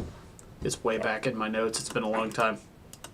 While you do that, Josh, Mhm. I'm pretty sure I got it just as a treasure at one point. It's a 1 gold piece, finely embroidered calfskin glove. Are you fine with just me doing it as a gold, or is that going to be percentage that you got to do math on? I have that one noted somewhere. Give me a second. Okay. All right, so I The wasn't silver sure if you had it. candelabra, you are offered 2 gold, 1 silver for it. Nice. Deal. How many silvers make a gold bill? You know this. Is it It's all 12? 10 to 10 to 10. It's all base 10. 10 copper to 1 silver, 10 silver to 1 gold. Imagine if there was something in between gold and silver that was like worth half. Like, how ridiculous would that be? That would be really dumb. Electrum. If that was a thing, I would refuse to play that edition of whatever game it appeared in, and I would play something else. I would switch. I would switch from that game to Forbidden Lands in a heartbeat. just there's for the definitely no economy. There's no way you'd run that game with, I don't know, at least one person who'd never played really. And in their first session, load them down with 30 of those, and then try and explain the economy system. All right. Those finely embroidered gloves are going to fetch you exactly 1 gold. Okay. What about my bumblebee pin? Did you guys get bumblebee pins too? No, you pulled that pin No, from you a pulled that pin. corpse. Oh yeah, and and it let out all the death. This whole session is converting loot into money. BRB. Yeah, we I still have got a bunch of beast, stuff. yeah, too. we still have a bee statue and an onyx statue. Like, It's got to be done though. This is what happens when you don't go to a town for 24 sessions. Mm-hmm. I mean, we've been on the run. Like, this is a proper city that can like properly trade stuff. The pin will fetch you 1 silver, 2 copper. Sick. How about this giant bee statue? Yeah.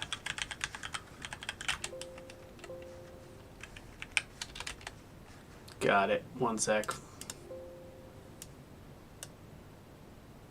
Hey Bill, I'm gonna give you my D6 of torches and turn you into a D8. Okay. Even though I'm really good at carrying torches. You can always toss me one when you need to, though. Yeah. Well, I mean, I do think we should probably load up on torches in general. 1 gold, 2 silver for the bee statuette with the amber and the gilding. And then Fantastic. What about this small bone serpent wrapped around a monolith? Where did you get that?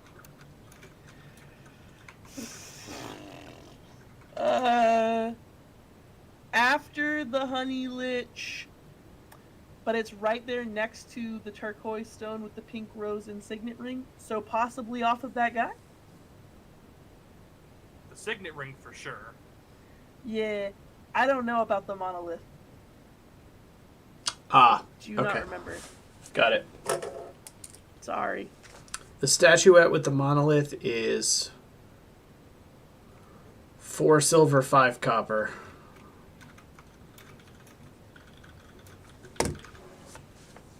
Phenomenal.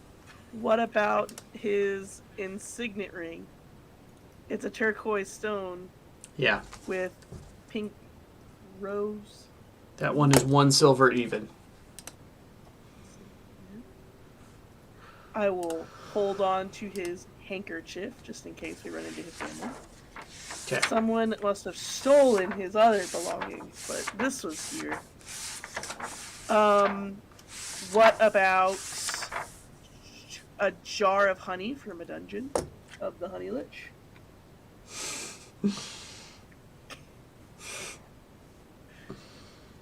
And Grunrock's virginity. Priceless.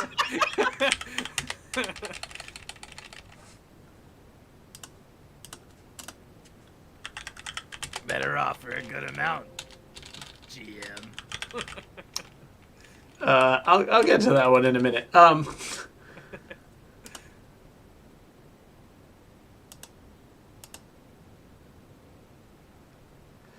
You find a food merchant who's like, some honey? 2 silvers for it. Yeah, okay. What about this unit of herbs? Wait a minute. What? Something smells off about this honey. What did you do to it? I think it's turned in Do some anything. I way. found it in the town full of bees. The bee town. You went to Bee Town? And you fetched up this foul-smelling honey? I've dealt in many No, honeys, there were so dearie, many- and this honey is strange. She dips a finger into it. Taste it. So you... God. Doesn't taste bad. It actually tastes really good, doesn't it? Tastes delightful. Dripping balls. Tastes delightful. Tastes delightful. Tastes Oh, you delightful. broke her. Tastes delightful. When were we again? You said you would give me 3 silver for this honey? 3? Yeah, because it's so good. You said, I don't know about the smell, but then you tasted it and you went, It's delightful. it's delightful. 3 silver. It's delightful.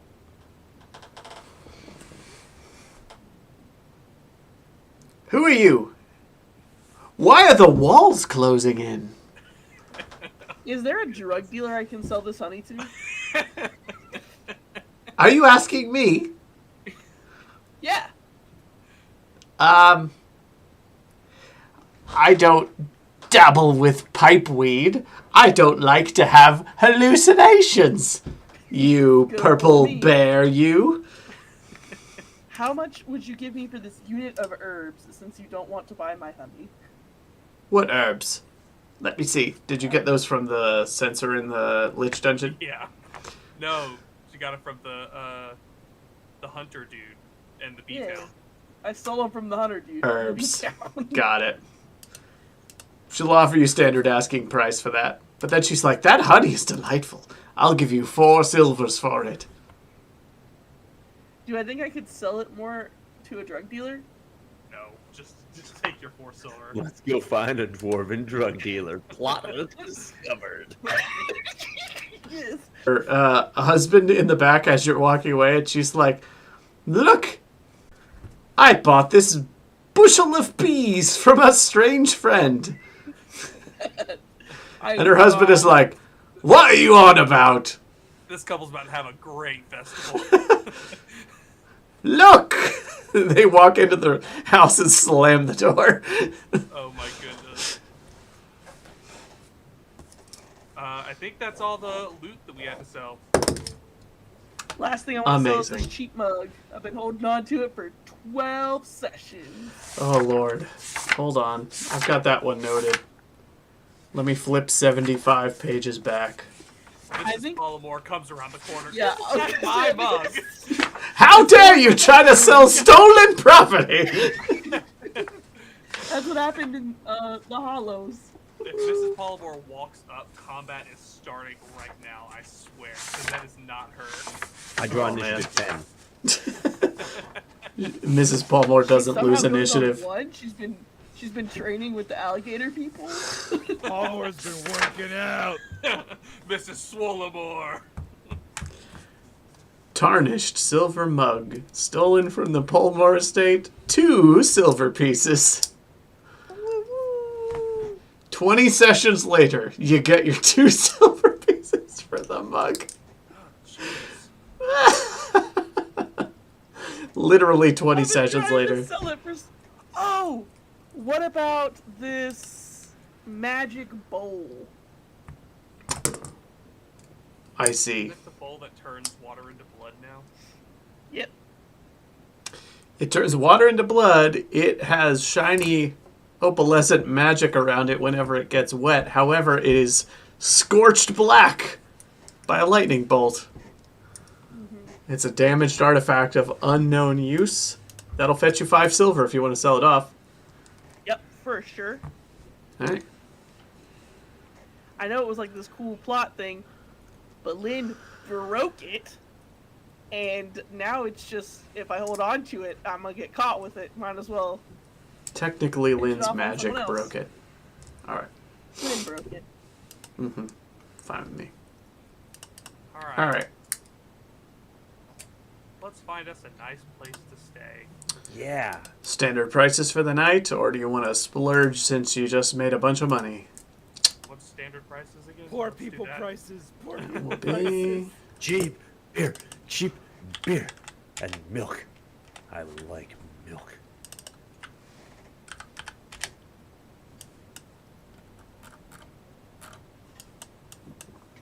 Thank you for everyone who stayed and hung out. While Right we now, did shopping. Alric. And This is anyone what the else game's all who about. listened. Look, 22 sessions of cashing in loot is, I think that's fun. It really didn't take that long either. Took a minute.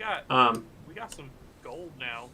If you all want private rooms for yourselves for the night in an ordinary inn somewhere in the marketplace, that'll run you 5 copper each. Hey, Grunrock, do you want to share a room? Yeah, I'm broke. Lodging in a dormitory with room for multiple people to sleep is 2 copper apiece. So instead of spending 5 for the 2 of you, you could spend 4 for the both of you if you just want to go cheap. What if I want to stay up all night learning skills instead of sleeping? You'll be tired tomorrow, and you want a room to do it in, which will cost you 5 copper. Yeah, I guess if I'm going to work on my move skill, we don't want to do that in a shared dormitory. Just running in circles. Oh my goodness. Where's Dahlia? We should find her before we. You can have rooms for the entire party for 5 nights for 1 gold piece. Like private rooms for the whole party for 5 nights for 1 gold. We're going to get run out of town probably tomorrow. Like, let's be real. Yeah. Let's not buy a room for the week. I will spend 5 silver to get Dahlia and Lynn a room that they can share in. Copper, not silver. Sorry, copper. That's fine. And I mean, Okay. I'm fine with. Yep, I'll get my room. Private rooms for all 4. Mark off 5 copper. You can easily make change here, so if you need to spend a... What time Half of a day is silver. it right now, Josh? Oh. That's a question. 1 sec. Thank you. It was morning when we arrived and hiked up the side of the mountain. The Ran. majority of this market stuff probably happens in daytime, so it's now evening. Did we explore? There is time for you to do more things today if there's more things you want to do today. What did you ask, Bill? I want to buy a. Sorry, Bill. Go ahead. I was just asked if we explored this area this session, or if we did that last session. We did not get the stuff for it this last session. We'll get it this session. Okay. You get an experience for discovering an adventure site, and I think I gave you one last time for discovering a new adventure site. Okay. If it's for discovering, then that's You probably might what have. happened. I thought. It I was think for you got an exploring. XP last I thought it time was for... exploring. Okay, so we That's my bad. I explored. thought it was exploring too. We It's explored not the exploring, one it's time. discovering a new adventure site. And I think I gave it to you last time. Okay, and then we're shopping the daytime. So yeah, Mhm. I don't have anything. I can go else. back and double check, but... I'll go back and double check. I want to buy a pair of earrings. Okay. Actually, case in point, are Lynn's ears pierced? No. No. I want She to came buy... from a remote village in the forest. They probably didn't have a lot of jewelry. I want to buy another bracelet. Okay. something nice and shiny, and I'm willing to put a bit of money on it. How much money? What's your goal for this bracelet? Buying one. Because she's just been purchased a moonstone pendant worth 6 silver pieces by Vergello. Vergello. I mean, I'm not trying to like one up Vergello. I'm trying to find something of anywhere from like 5 to 10 silver pieces that looks nice. I'm not trying to be cheap. I'm not trying to one up him. Call I'm it just looking for 6. something We'll call it equivalent value. Semi-precious gemstone. This can be moonstone, bloodstone, jade, onyx,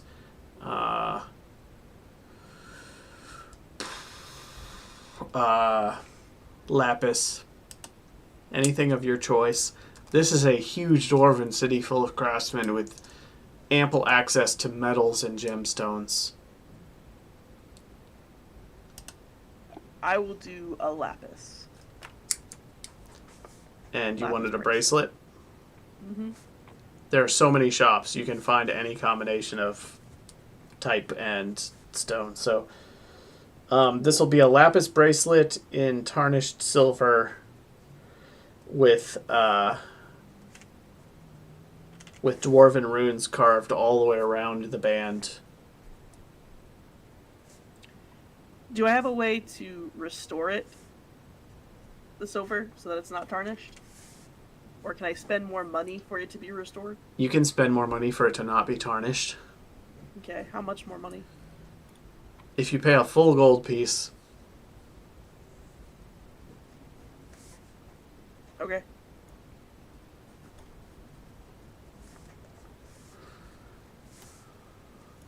Not tarnished. all right.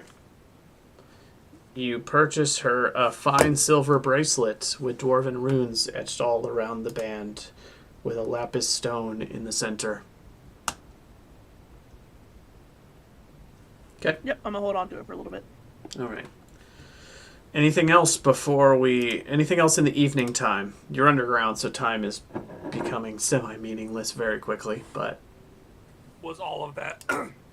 Was all that shopping daytime or was that evening time? that was daytime. We're now getting into evening. You can do additional shopping. You can go hang out at a tavern. You can explore. You can do whatever you want. I am going to try and roll for a skill. All right. Evening time, Sorry, roll not for a skill. A talent.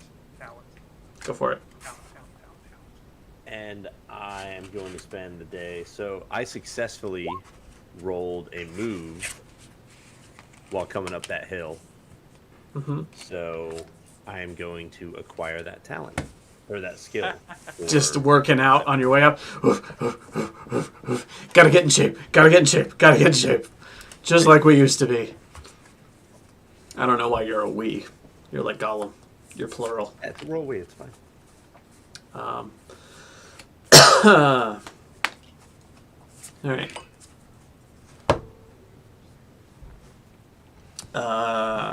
Ralgar is training a skill in the evening time. Vergello, what were you doing again? You were Also a skill. Skill. Talent. talent. Okay.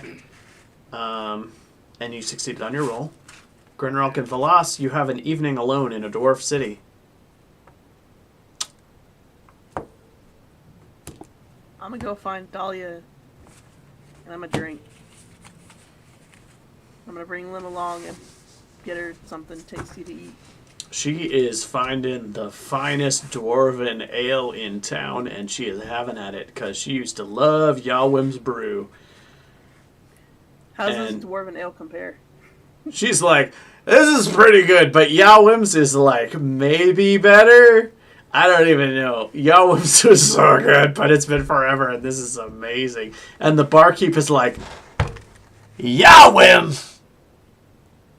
And she's like, yeah? Yawim was a dwarf that lived in my town, and he had really good beer. And he's like, that wasn't dwarven beer at all. Yawim is that metamanian cheapskate who passed off a human brew as his own. A traitor to dwarven kind. I'm disgusted that you'd even say such a thing. I'll prove we've got better ale here than he ever had. And the barkeep just slides a huge mug of the house ale to her. And she's like, I'll be the judge of that. And all the dwarfs are standing around in a semicircle waiting to hear her verdict on whether it's better or worse than Yawim's. Meanwhile, Grunrock, the only person who doesn't have a thing to do, is standing out in the marketplace when you hear a from the distance, and you see a lot of dwarves filing up the big marble staircase toward the Stonegardens. And there seems to be a to-do happening. There's a whole lot of dwarves filing up towards the entrance of the city. You hear distant heralds blowing horns to announce someone's arrival. And everybody else is busy training or busy chilling out in a tavern getting drunk. I'll go look. I will investigate. You head up to the Stonegardens, and there's many dwarves gathered. It seems like the non-dwarves are mostly chilling down in the marketplace, uninterested in whatever is happening up here. But you make your way up to the Stonegarden, and there is an elaborate procession happening because just at sundown, some sort of dwarven noble is arriving, and a lot of people are excited about it. And there's a huge crowd of dwarves gathered around, and the herald will announce... sorry, one sec. The herald will announce the arrival of King Torek of Beldurand. There's a king showing up, apparently. And there is a huge parade of dwarves marching in, and they are dressed in armor that is edged in some sort of blue stone with silver, very different from the black stone with black metal with gold that the Ironhound guards all wear. And the dignitaries who are traveling alongside the king are wearing long, flowing, dark blue-colored robes. They are, instead of black battle axes, are mostly carrying huge hammers of some dark gray stone, and they are marching into the city. And you see, this is a procession of maybe 24 dwarves from some foreign land who are arriving, and many of them are finely dressed, many of them are guards, and at the center of the procession is a huge dwarf, the biggest dwarf you've ever seen, so overweight that he cannot walk, being carried on a palanquin type thing. So there's 4 dwarves under him straining to hold a huge platform. All of them look dead because they've just marched up the mountain, and they're all but they are wearing mostly closed helmets with just a slit down the front, and you can see drool stains down the front of their armor. One of them has vomit on his metal boots, and they are all visibly trembling under the weight of this thing. And there is a super huge dwarf on the top of it who is pale-skinned, sickly-looking, very overweight, accompanied by many noble guards, and they announce him as King Turek of Beldurand. And give me one sec. I need to reference something real quick. But there's a huge procession happening, and there's dwarves all around that are eagerly watching as he arrives. You'd think they would have used one of the cranes. Maybe they did. Just carrying this guy from one room to another is a whole thing. But they still made his, he still had to have his guys carry him while he was on the train. Mm-hmm. I'm gonna find the nearest, middle-aged dwarven lady, preferably angry with a basket of mushrooms. Okay. You do that? And I'm gonna kind of elbow her in the ribs to to get her attention. Excuse me, I'm trying to watch. Do you mind Why not is bumping everybody into... celebrating this great puff? What's so special about him, other than being the most corpulent dwarf I've ever seen? He's the king of the most ancient clan of dwarves in all the Ravenlands. The blue guys. Yeah, Obviously not you. the Belduranians. Do you know nothing? He's here for the veneration of Earth ceremony. He's here to enjoy the veneration of Earth ceremony. You owe him the dignity of your allegiance. Now, if you don't care to look around, everyone's kneeling but you. Oh, I'm not gonna kneel to some fat prude. Shameful. I'm from the Shroud. I'm not a dwarf. I don't listen to your customs. Isn't that where the orc... Never mind. Stop talking. I'm trying to hear the king. There's still a loud... all the heralds going off, and there are 2 dwarves from the city who are marching up the stairs to meet these foreigners that appear to be very important. One standing. Yeah.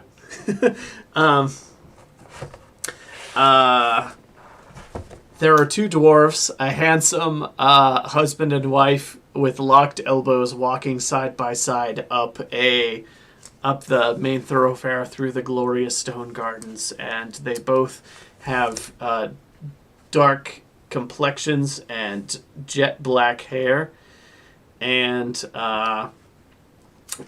they are they are wearing fine, noble garb that is all jet black with gold embroidery, and the heralds announce them as King Caranax and Queen Solma of the Canides, rulers of Stonegarden. We eagerly welcome you into our midst, glorious King Turek of Belderan. You honor us with your presence. And the husband and wife dwarf, who are middle-aged looking with black hair and very well dressed and very healthy looking, both kneel and bow to the King of Belderan. And there is a silence that falls over the crowd as they do this. Everybody's looking on eagerly and nobody's saying anything. And there's kind of an awkwardly long pause, and you see the king and queen kneeling, who are looking at each other, looking back up at the guy on the palanquin, looking at each other. And then he says, "Yes, hello." And there's just a very long, awkward silence. And finally, King Turek stands up and says, "Hello indeed. Many years has it been, old friend. What a glorious regathering." And then all the crowds just applaud like something great has happened. But to your eyes, nothing has happened. The guy on top of the palanquin seems very out of it. And they welcome him into the city and take him along. There's a procession of dwarves marching after him. There's 2 in particular who are dressed in the same garb with the same sigils on their clothing as the king, who are trailing behind, perhaps children or other related nobles. 2 of them, one male and one female, a daughter with raven black hair, and a son in grayish blue robes, different from all of the others, with gold chains around his neck, and the 2 of them are walking side by side and talking quietly while their father is marched into the city. The old dwarf lady next to you will tell you, "Those are the children of King Belderan, heirs to the throne." You should at least bow to them, even if you don't bow to the king. The only people I'd bow to, And I'll point towards the couple. are those 2. And the only reason is because, well, they let me in. I don't owe him anything. All right, Which fine. one's the older of the children? Who's next in line? It's hard to tell. It's hard to tell at a glance. Are you asking this lady? I am.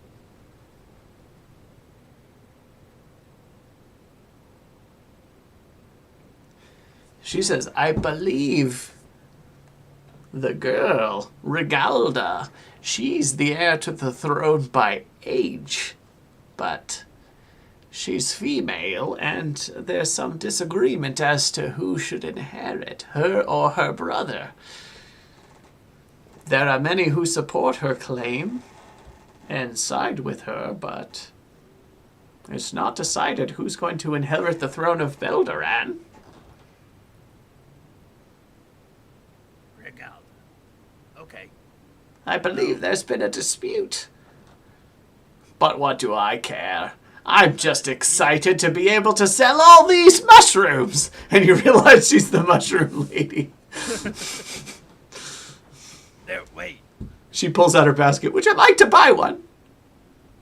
I'll trade you one. And I'll pull a mushroom out of my pocket. Did you have a mushroom in your pocket? I do have a mushroom in my inventory, yes. I've never seen such a thing. This must have come from the forest down below. I'll try it. Yeah. She swaps you one for Lost. one. Okay.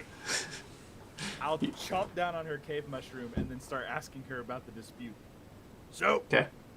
you're telling me that the boy and the girl are quibbling over who gets to take Fat Guy's throne? Yes, King Belderan, King Turek of Belderan. There is some dispute as to who will inherit the throne, and it is not known who is going to win out in the claim, but there are factions in support of her and her brother. There's also a younger brother, a third, but perhaps he did not grace us with a visit. Is there animosity between the siblings? They've very different sorts of philosophies as to what should happen to their clan, and many are waiting to see who wins out, because it might determine the fate of the dwarves in these lands. Regalda, the daughter, she seeks to reclaim lost dwarven territory claimed by the Dark Lord Zygofer, who took ancient dwarven homelands away from us. The brother, well, he thinks this is all a test and a distraction, and that we should focus on our holy task of building up the earth to reach the very stars.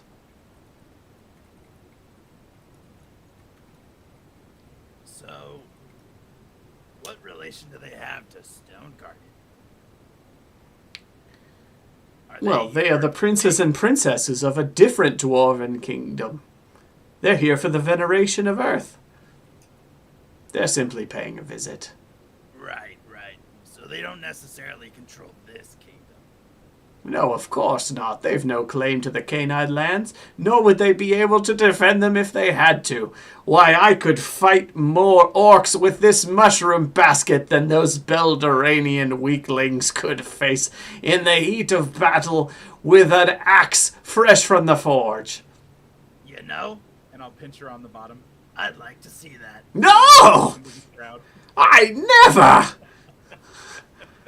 You pesky little goblin! She clutches her mushrooms close to the chest and she says, You steer clear of me! You hear that? You hear that, you little green heathen? And she goes stomping off into the crowd. I'll walk in the opposite direction. Are there any murmurings amongst the crowd, or are they moving in one general direction? Oh, there's a lot of murmurings and a lot of people following along. They seem to be heading through the gardens, and rather than descending down to the marketplace, they are ascending up into some like noble estates set in the highest peaks of the mountains, up some staircases that are guarded by rows of guards so that you seem to not have access to, and they're carried up there, still heaving along with the dwarf king on his platform. I'll follow along as close as I can get and then mill about, not necessarily right in front of the guards, but probably visible to them. Okay. Just They won't let you up the staircase toward the estates, but you can mill about in the crowds. Yeah, I'm just gonna mill about in the crowds and Okay. keep my ears open for anything interesting. You hear lots of murmurings that are akin to what you've heard so far. There seems to be a hubbub in the town about how sickly the king looks and how close to his deathbed he appears to be. That's the talk of the town. People have different opinions about supporting the son, supporting the daughter, various prejudiced thoughts about the Belduranian dwarves, but the through line that you hear walking through the crowds is a whole lot of people murmuring about how bad the king looks. People seem to be... There's a quickly spreading rumor that he is on his deathbed and that any day now things are going to change. You want to rejoin with the party? Yeah, I'll make my way back to where we're all staying. I need to run to the restroom, so you go back and RP with the party. And you can catch people up on what you've seen, any amount of it that you want to share. I'll be right back. You got it, boss.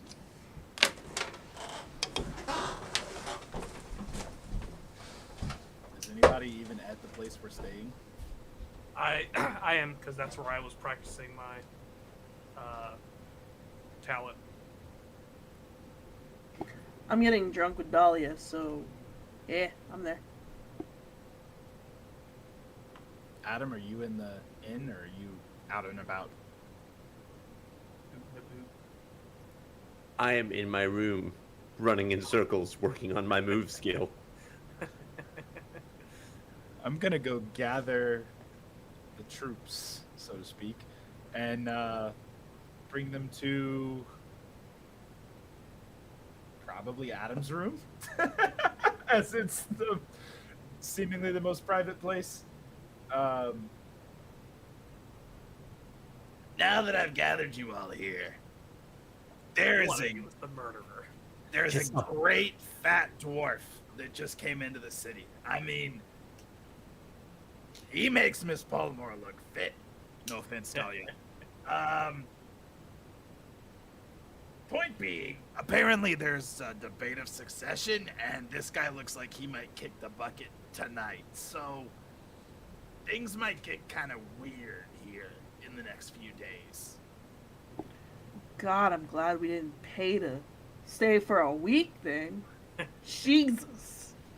I don't know. It could be a lot of fun to watch what happens. Gotta keep moving. What's the deal with the successions? Is it? Well, there's a difference in opinion amongst the children. Apparently, the oldest is female, and that somehow makes it where she can't be in charge of anything. But all that to say, she wants to reclaim Zygofer's territory that he took from the dwarves, and the brother just wants to keep piling dirt until he goes to space or some stupid dwarven nonsense like that. Oh, and there's a third one who's not here. But I'm telling you, the fat one looks sick. Didn't our hot air balloon friend tell us that there was a female dwarf trying to reclaim the Stonehill mines, and that's where we first heard about this legend? Or am I misremembering? You're probably not misremembering. You've got a better memory than me. His name is King Torik of Beldurand. Big fat blue and silver thing. His daughter's name's Regalda? I have no idea what the other brother's name is. I didn't catch it from the mushroom lady. Wait, the mushroom lady? Ugh. Can only trust about a quarter of this. Well, maybe if we could talk with the girl. I mean, isn't the Stonehill mines in the direction where we were going? Wasn't that like The Or Stone like Loom mines are way down in the Shroud, which is to the due south of Amber's Peak, oh, like okay, so it's, way south. south. It's the homeland that Grunrock comes from, and it is far, and it is in a very different direction than you are currently traveling. Well, I have no opinions, but if we wanted to do that, we could talk to her and say that we're heading there. I don't know what aid they would provide, but having someone who's from the Shroud looking at you, Grunrock, might put them in our graces somewhat to Well, take us seriously. I can't speak to that. Not many people like goblins. But if she's after what Zygofer took, that's Amber's Peak, isn't it? I thought it was the Stonehill Mines, but I could be mistaken. I thought I'm getting the names confused. There's they one all with fell no together. name. Zygofer, I just remember that Zygofer had a kid that sought shelter and took to the. No. That was the Stone Loom mines. That's the one with the Merimanian Dwarven stronghold. Yeah. Stone Loom Mines. Loom. Yeah. Yeah, Stone And Loom that's mines. the one that's in. That's the one that's in the Shroud. Which is, I guess, I don't know. Pretty far from here. Man, All right, this Josh, is out about to of sound character. terrible. Go ahead, Bill. Josh, out of character. The story that we were told from our balloon dwarf friend, was it the Stone Loom Mines that he was referring to? With he said that there was someone important that was looking for a weapon or something, and I thought that it was the Stone Loom Mines. He said that there is a princess of the Crome clan, Crombe, which is one of the Okay. other dwarf clans that you've not seen represented here yet, and that she is seeking a lost artifact that was a hammer. A lost hammer of dwarven kind that was once used to slay some great dragon in ancient times. Scarn's Bane, right? Scarnsbane, that's the one. I wasn't sure how much he told you, so I didn't want to say too much. was- Yeah. There was a legend about an ancient dragon named Scarn that was killed with a hammer called Scarnsbane, and that it has gone missing, that it's some sort of relic of the Crome clan of dwarves who are the self-proclaimed dragon slayer dwarves, and that hammer has gone missing and that she was seeking it. That was, I think, separate from the Stone Loom Mines conversation. Yeah, that I think I was just getting my stories crossed. There's a lot of different dwarf clans, and they all have different legends. Yeah. You've made your way to the homeland of one of the, 4 big dwarf clans here. Which brings me back to what I was saying, guys. I mean, it's super interesting that, it's possible that the leader of these dwarves will want to fight Zygofer. Hats off to her. Can't see that going very well, but hats off to her. I don't know that I want to get super invested in dwarves, though. We got a couple other things that we could be working on. I have more things I need to practice and learn. Could we just stay for one more day? Yeah, I mean, I'm we not should- saying we gotta leave. I'm We just should saying. definitely stay for the festival in general. Yeah, I'm not saying we gotta leave. I'm just saying, I'm not trying to toss my dice in with any particular dwarf that I don't really know or care that much about. Yeah, I can't speak to getting into any particular politics. I thought about if we helped one out, or said that we were going to help one out, we could be sponsored to go on a treasure hunt we were already intending to go on. But if that steers us too far away from our goal, which was originally just to move west and find some orcs, now that we've found a place and sold treasure, we might want to talk to the princess and maybe look into going in a specific storied direction. Yeah, I was looking for orcs in the west. I forgot. You've all spent money to stay here for the night, so you want to rest for the night? Yeah, for sure. I am pushing my tiredness. Yeah. You're exhausted. I'm going to sleep. You all want to sleep in a dwarven inn? Yep, I'm making sure our door's locked. Vergello and Velas. Vergello, Velas, and Dahlia. Your feet stick off the end of the bed a little bit. Grunwald, fuck. Ralgar, and Lynn. Super comfy cozy. Wait, I thought Ralgar was a big old wolfkin. I have no idea how big I am. I think you're Yeah, shorter dude. than a typical human. I think Oh. you're like the way. I think the way that Okay. you like hunch. You're not. Yeah. You're not halfling small. You know what? Either way, I'm curled up in a circle on my bed. So, like, Mm-hmm. Yeah. All right. You rest through the night. It passes uneventfully, and you all get a nice night's rest. These caves are warmer than any of the wilderness places you've been staying. The smells are sweeter, and the distant echoing banging of the hammering at the forges deep down in the caves soothes you to sleep. yeah, It's just a rhythmic, quiet, distant, white noise. You drift away and enjoy your night's sleep here in the Inns of Stonegarden.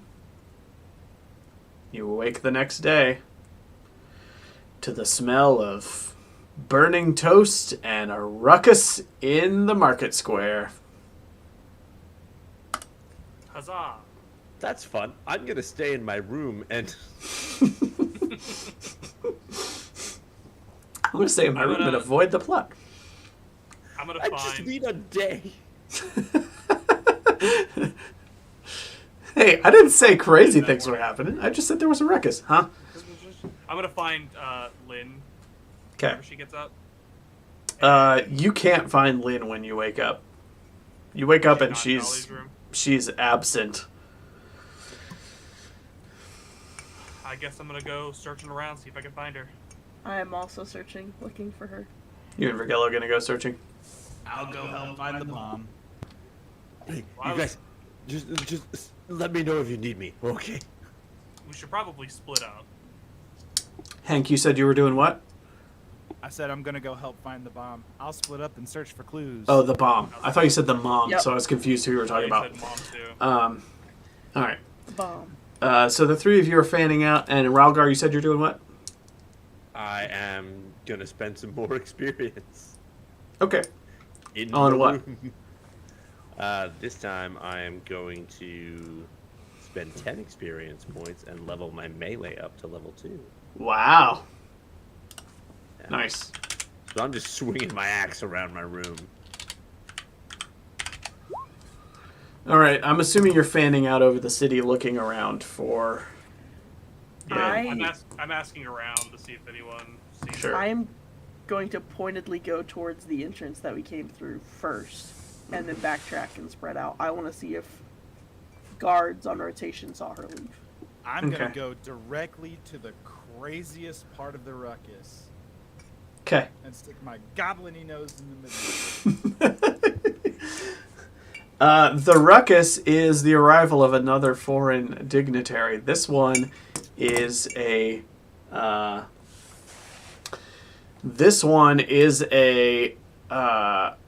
Female dwarf with long jet black hair who is standing in the middle of the village square. She has 6 dwarves around her that are not dressed in that like black hound armor. They are dressed in heavy steel armor with great swords slung at their backs. They look like fierce warriors of a different ilk than those in the town. And they are all equipped in expensive looking plate armor with great swords slung over their backs. And at the center of this semicircle of guards is this dark-haired dwarf who is giving a speech to the crowds. And when you walk up, she's in the middle of it, and she's saying, "And that's why we need to unite the clans and reclaim the holdfast of Vond from that bastard sorcerer Zygofer and send him back to the fiery pit he came from. This land is our birthright, and that fortress is our birthright. And these cowardly dwarves, yes, I said it, right here in his very city, these cowardly dwarves hiding in their halls, crawling into their caves instead of standing up to fight. If our ancestors had done the same, there would be no dwarves this day. We need to stand up and reclaim the homeland we came from, for the god Huge has called us to do so, and he has chosen his rightful kin to take up this task. He knows who the cowards are. He knows who the weak ones are. But will you stand side by side with me and cut down that wicked monster and send him back to the hills from whence he came? Do I hear a yah? And about a third of the crowd go, yeah! And then there's a rabble through the crowd. And you can tell there's division about whether to listen to this lady or not. The rabble picks up and people start screaming insults and shouting at each other. And it descends into some sort of madness with her standing in the middle of it. Despite her powerful voice, she gets overwhelmed by the crowd kind of losing its shit and people going at each other to the point where she can't continue her speech anymore. Is there still so are the crowd pushing up to her guards, or is there space between the guards and the crowd? She's standing in the middle of the crowd with a semicircle of guards around her. Like she has her own bodyguard, and not only are they a bodyguard, they are plate armored 6 dwarves with heavy weapons bodyguards standing around her, so she must be somebody important. I guess the question is, can I, without standing next to one of her guardsmen, can I break free of the crowd and be closer to her? You want to approach her and try to talk to her? Yes. Yeah, go ahead. The crowds are all shouting at each other. People are pushing past each other. You're going to stand out from the crowd because you're a goblin. So when you get close, she's going to notice you and lock eyes with you, and you have a split second to say something that captures her attention enough for her to want to engage with you. I'm going to grin real big and go like this. Have you seen a angry-looking human girl? What? Have you seen an angry-looking human girl? She turns and goes and talks to one of her guards and doesn't even answer you. The crowd closes in around you, and you lose your window. You don't understand. This is really important.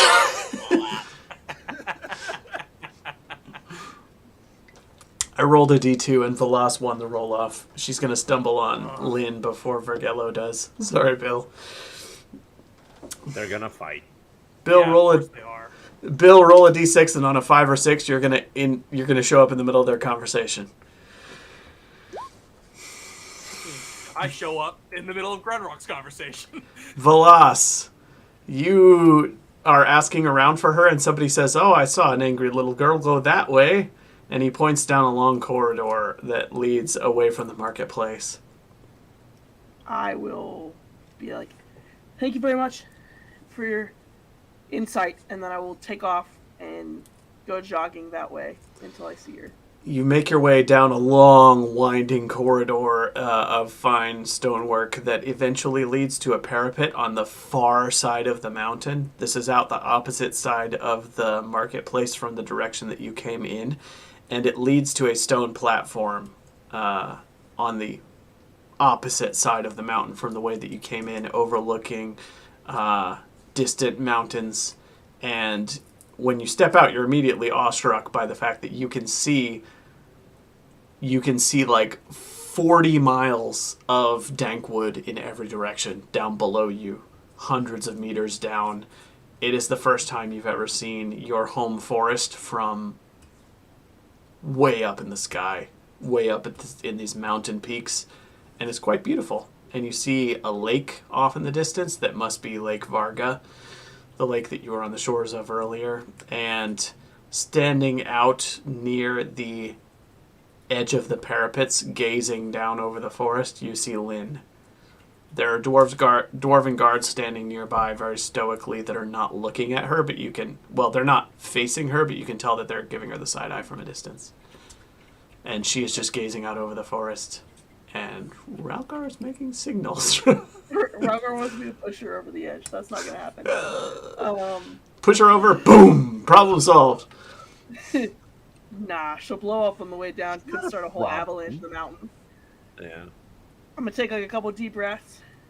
Kind of like shake off my nerves and my anxiety because I found her. And just like calmly walk up beside her. It's pretty beautiful from up here. Down there, not as much. She doesn't say anything. She's looking out into the distance. Gave me a bit of a scare. Way off in the distance, you can see Dagger Rock, that really steep stone needle that was along the river to the south. Where we, that's like the farthest Amber's point Peak. you can see. Yeah, it's like the farthest point you can see. It's very close to Amber's Peak, way out in the distance. I'm just going to point it out to her. You see that rock? There's a town not too far from there where an evil sorcerer lives, and I'm not making this shit up. And he wanted to kill me, as many do, I'm sure you're coming to understand. And we fled the town, and we hid there for a while. That's pretty crazy.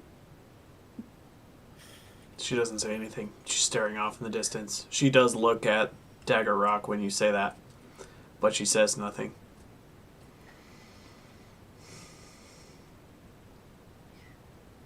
You know, conversations really work better when two people are talking.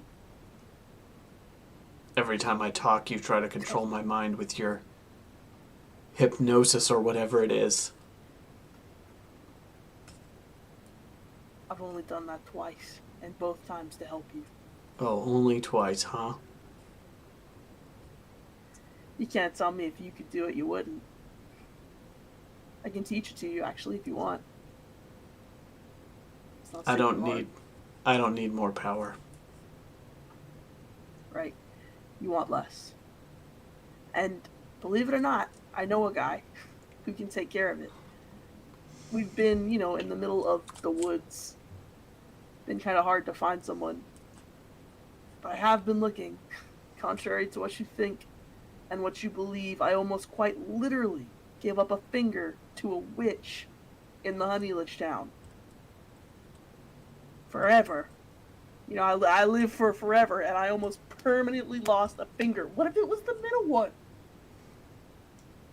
She doesn't I laugh. don't know. She doesn't smile. Damn, I thought that was funny. Listen, Lynn. I'm trying. You don't have a ton of control, and right now the only thing that prevents intense explosion. Do you remember when a wall blew up in town? One of the only things that prevents that is that special thing that I keep on my person all the time. Once that intense power that you hate so much is gone, I will not make you stay. I will let you stay. I will not make you.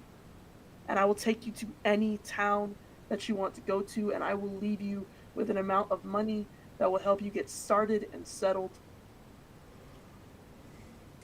I know that you're pissed. I understand it. This is not the life that you wanted or that you ever thought you'd have. But it's not always shitty. I'm going to reach into my bag or in my pocket and pull out the bracelet. It's made me think of you. She'll turn and look at you. She turns On and the looks night at that I you. met you,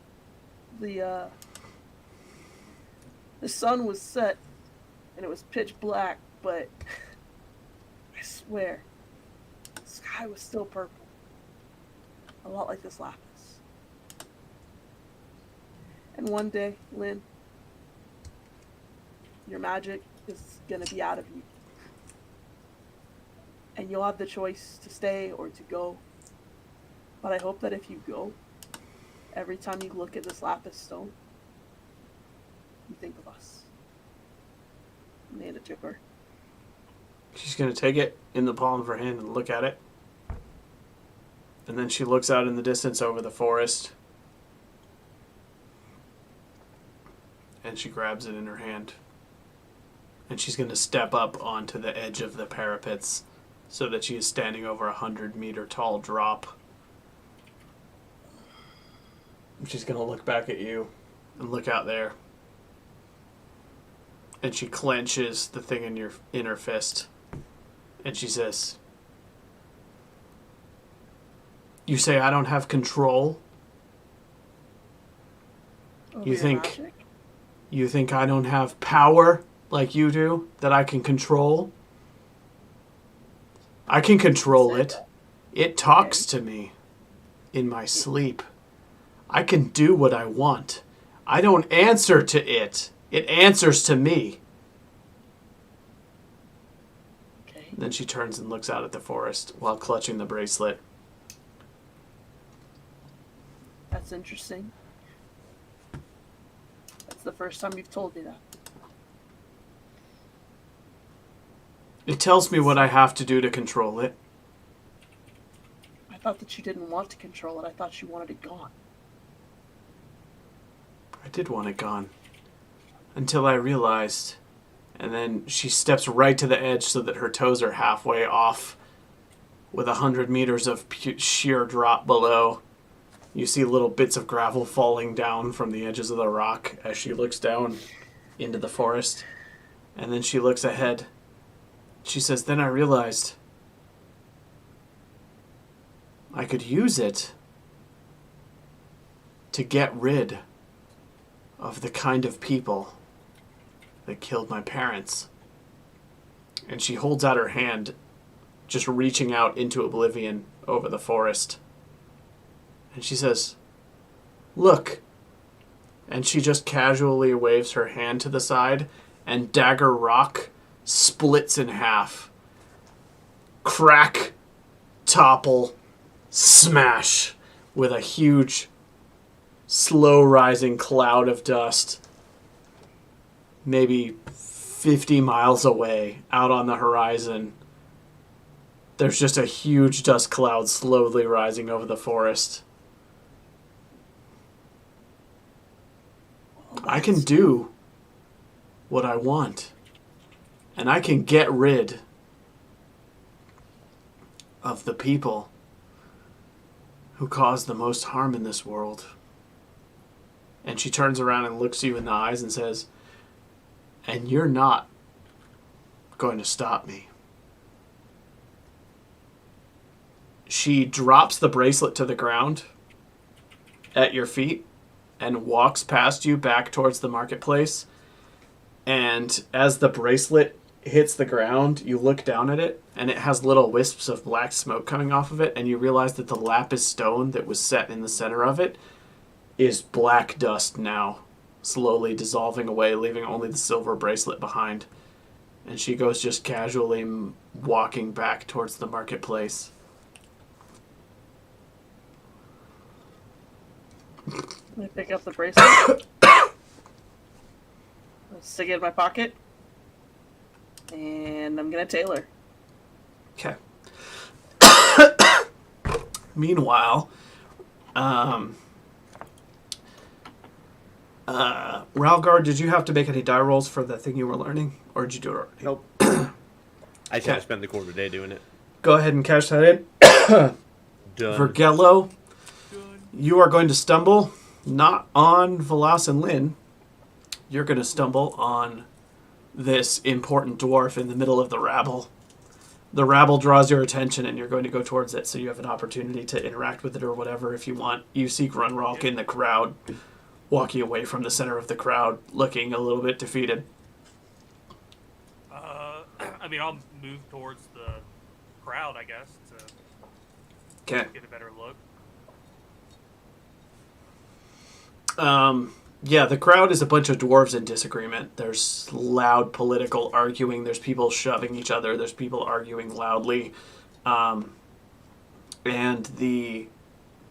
you get a glimpse of the dark-haired dwarf in the center who's leading whatever this rabble is, who has apparently lost control of it. And she's shaking her head and talking to her guards while the crowd around her loses her shit. And you catch passing mention of somebody saying, Arvia is a mad heretic. We shouldn't be listening to her. We have to go home. Arvia is the same name that was mentioned to you in the past for that dwarven princess that was seeking the hammer. And you piece together that this dark-haired dwarf in the center of this rabble that Grunrock stumbled on may be Arvia.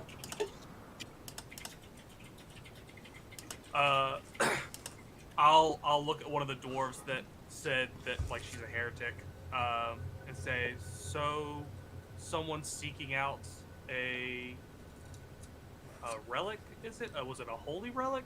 Is a heretic now? What makes her a heretic? Not a heretic, she's a fanatic. She's simply a fanatic. She doesn't engage with reality. She believes that we are called by the god Huge to reclaim our homeland and yada yada yada. But if we get involved in the affairs of the humans and going off fighting these foreign wars, what's going to happen? What's going to happen? What's going to be left of the dwarves if the same thing happens to us that happens to the humans during the Demon Flood and the Alder Wars? No.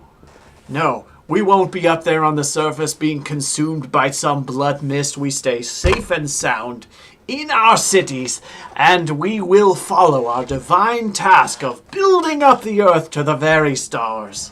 That is our calling, that is our purpose, and to deviate from it is to welcome punishment and failure and catastrophe. Arvia is simply trying to lead us to ruin. That's all there is to it. She shouldn't even be here. I see. So you think she's trying to find you a new tomb to lay in, and you're just trying to build a more extravagant tomb to die in? A simpleton's explanation. Out of my way! And the dwarf shoves you backwards. Don't get on me. It's your words, not mine. Ralgar and... Grunrock and Vergello. You meet each other in the crowd. Hey, Grunrock. Oh, hey. Did you see the black-haired lady? Off in the distance talking to some guards. I guess that's, what's her name? Avria? I'm bad with names. Arvia is the Arvia? name that you picked up. I know she didn't want to help me find Lynn. I asked her twice. Well, I mean, if she is as important as it seems she is to get this crowd in such a tizzy, I imagine she even looked at you. I'm surprised that she even looked at you. I imagine she wouldn't normally do that in the first place. A lot of them stop and look at me, actually. It's kind of uncomfortable. Well, do you want to go see if she wants help looking for an artifact hidden in the shroud? What does she have to do with the shroud? Wasn't, I'm pretty sure... Oh, no. Sorry, I'm getting my myths mixed up again. She's looking for... No. She's the one trying to reclaim, You know two things about her now. One, that she is a former member of the Chrome clan. Okay. Yeah, she's the one looking for Scram's Bane. And that she's looking for Skarn's Bane. I guess three things. She's a member of the Chrome clan, which is a dwarf clan you don't know a ton about. She's looking for Skarn's Bane, which is a hammer that was used to defeat a legendary dragon in ancient times. And now you have learned that she's got beef with Zygofer and that she wants to reclaim the fortress of Vond, which is now something you've heard name dropped 3 or 4 times. Apparently it's an ancient dwarven fortress that Zygofer took over. That's about as much as you know. Would I, lore-wise, have any idea where such a fortress would be, or is it not like renowned enough to? This has been lore rolled before, and you knew that it was Okay. far to the southwest. Okay. That's with everybody. I'm sorry. Yep, Far to the southwest, across the Harga Plains, and somewhere close to the fabled city of Alderstone. These are the tidbits you've picked up from previous lore rolls. Grunrock, I think this is probably going to be our best opportunity to get more of a lead.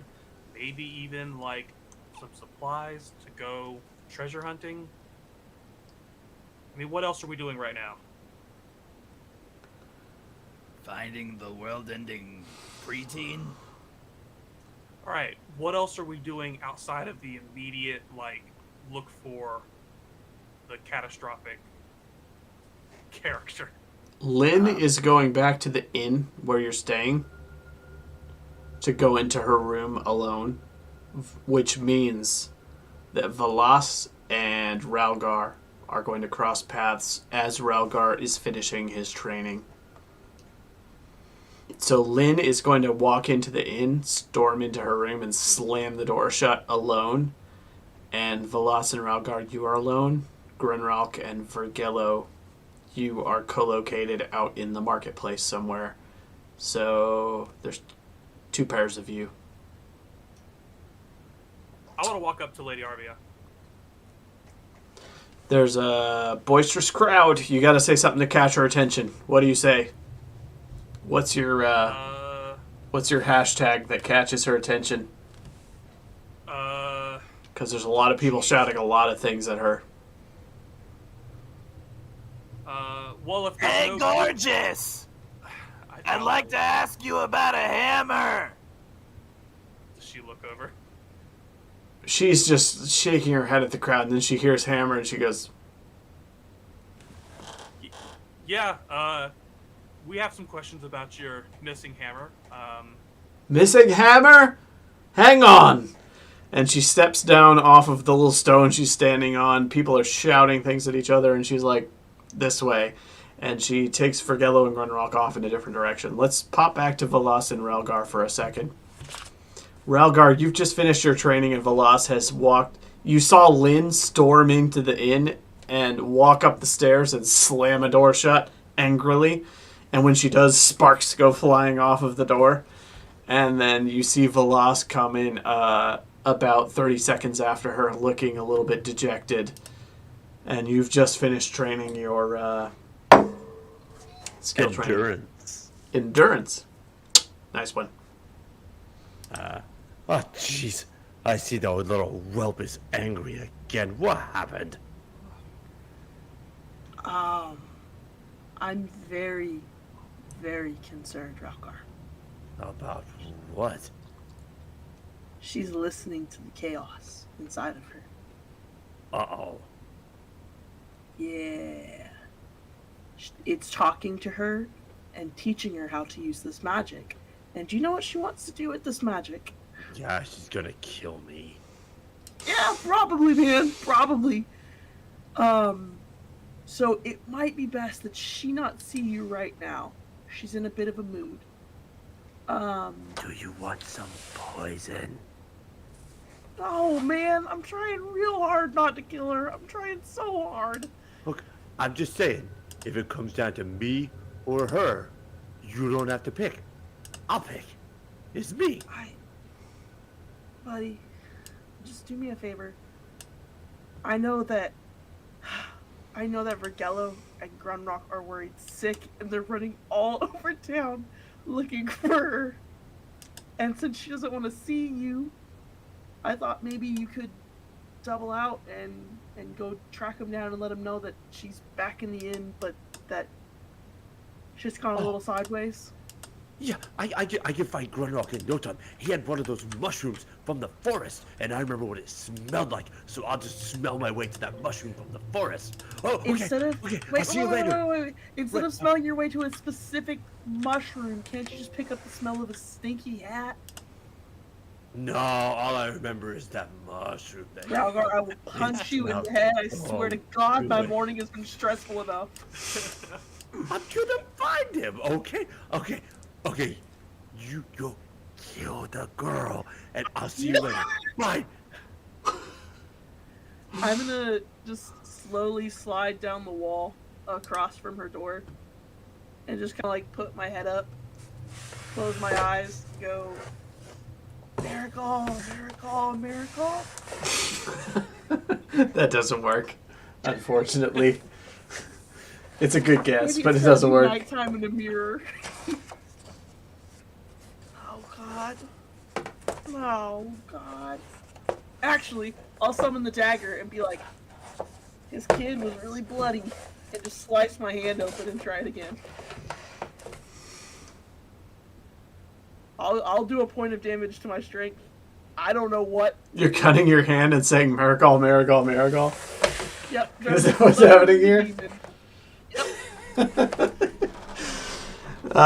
Take a point of damage to your strength. And learn your lesson. And learn your lesson. Probably. It does I don't not know work. What else to do. Meanwhile, Vorgello and Grunralk, you've been pulled aside by Arvia, and she finds a quiet corner of the marketplace to take you into. And she pulls you aside and says, "What's this about a hammer?" Your Skarn's Bane. That's the name of the hammer. Her eyes open it's kind of your wide. Hammer, or at least Yeah. you think it's My hammer? Where is it? What? Oh, I mean, we had it. We were looking. You for have it? Like No, we it's- ain't it's found not- it it's yet. Not like we have it. We're offering our services to find it. Yeah, we know You're- you want it. You want to reclaim the fortress? How do you know? Who are you? How do you know so much about me? I'm Vergello. Well, you just did a speech up there a second ago. You said your name, and it kind of paired with some other details that we picked up along our travels, and it was like, oh, this is the nice person from the Crom clan trying to find the thing that killed a dragon. Nice person. Who told you that? Besides, it's not every day you see a... Well, the man did have his head in the clouds, so he probably wasn't very trustworthy. Head in the... What are you on about? Look, we want to help you find your hammer. Thank you. And I'm from the Shroud. That's lovely. Do you have reason to believe you know where the hammer is? Would it not be at the Fortress of Vaughn? You believe it to be in Vond? I have no idea where it's at. I figured you might have more interest. You've been looking. You seem to have far fewer answers than I was hoping when I walked over here to talk to you. So Listen, you're saying you heard someone shout hammer and thought, you know what? These guys here are gonna have all the answers I need. Well, I'm looking for rumors, and you know what? I think you don't know anything of use, and I'm done with you. Thank you. I guess you don't want help then. Help with what? Well, do you want help searching for rumors? It kind of seems like everyone's against you. Some calling you a heretic, some... Not everyone is against me. Alright, fine, not everyone, but clearly the crowd over there, you couldn't get, anything from them, since you just rile them up. Maybe if you had, a couple people not as, overt as you, just asking random questions. no offense, you kind of stick out. I did not come here searching for the hammer. I came here to try to rally support for the retaking of the holdfast of Vond. Yeah, Zygofer, we've met him. We've been through that chapter. You've met him? What does that mean? Are you agents of his? No. No! Pretty sure he wants to kill us. Where did you meet Hatched him? a dragon! Doesn't He matter. hatched a... I point hatched the is- dragon first. Now she's wide-eyed and eagerly shutting up and listening to try to wait for you to say more words. The point is, if Zygofer's the problem. He already has beef with us. It kind of seems like we've chosen a side. And, well, there's no quaint way to put this. You fund us and we'll try to find the hammer. And if you get the hammer, you probably will get a whole lot more support on getting people to join you in reclaiming the fortress. You look like a woman of means, and we are men of action who have no connection to you. You're mercenaries looking for work. You've heard I'm looking for the hammer, and you want to swear your swords to me in exchange for Your Lordship, I'm gold. not swearing Is that what's happening? I'm not swearing my sword, but I will I don't look think for she the meant hammer. that.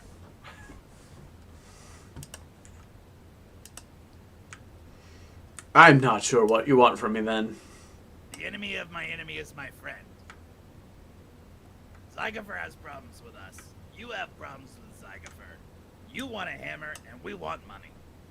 And we just happen to be lucky at finding artifacts. We just sold Terramalda's sword. Terramalda's sword. Yeah. Nonsense.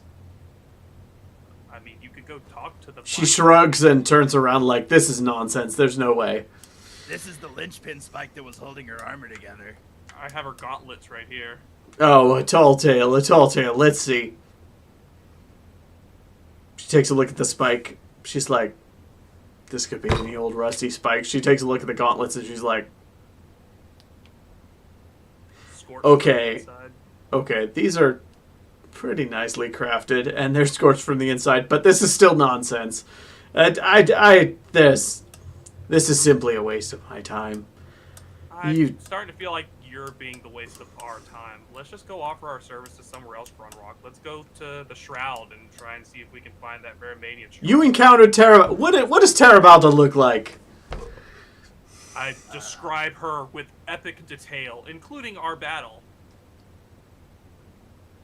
Yeah, Right here in the like Dankwood. sulfur too. Yeah, You- she's followed us. We've seen her like 3 or 4 times. Like, she has been on our ass for a Fine, while. sure. You I say read you your sold place. off. You say you sold off this sword. Show me where you sold off this sword. Let's see the sword. Okay. Go. I'll lead her to the smith. Arvia of Chrome is going to follow you to the smithy in the middle of the marketplace until you find that blacksmith, and he says, "Lady Arvia, Yeah, You- that's the guy right there. you grace me with your presence." And he kneels, and he pulls out the sword, and he says, "This is the sword they sold me yesterday." And he holds it out to her, and she looks it over, and she picks it up, and she's turning it around in her hands. She's like, "This has to be a forgery." And he says, "My lady Arvia, I believe it to be the true blade of Terramalda herself." And she looks it over, and she says, "This maker's mark can't possibly..." And he says, "I have studied the history of the maker's marks.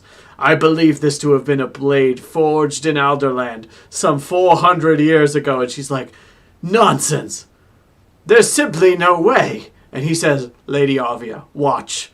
And he steps back from her and he takes the sword and he holds it at the top, point end down, and he smacks it on the stone floor and flames shoot up it, shoot down it, and then go out again. I didn't know it did that. And she says, where did you get this?" And he says, "They sold it to us." And she turns to you and says, "You acquired this." Yeah.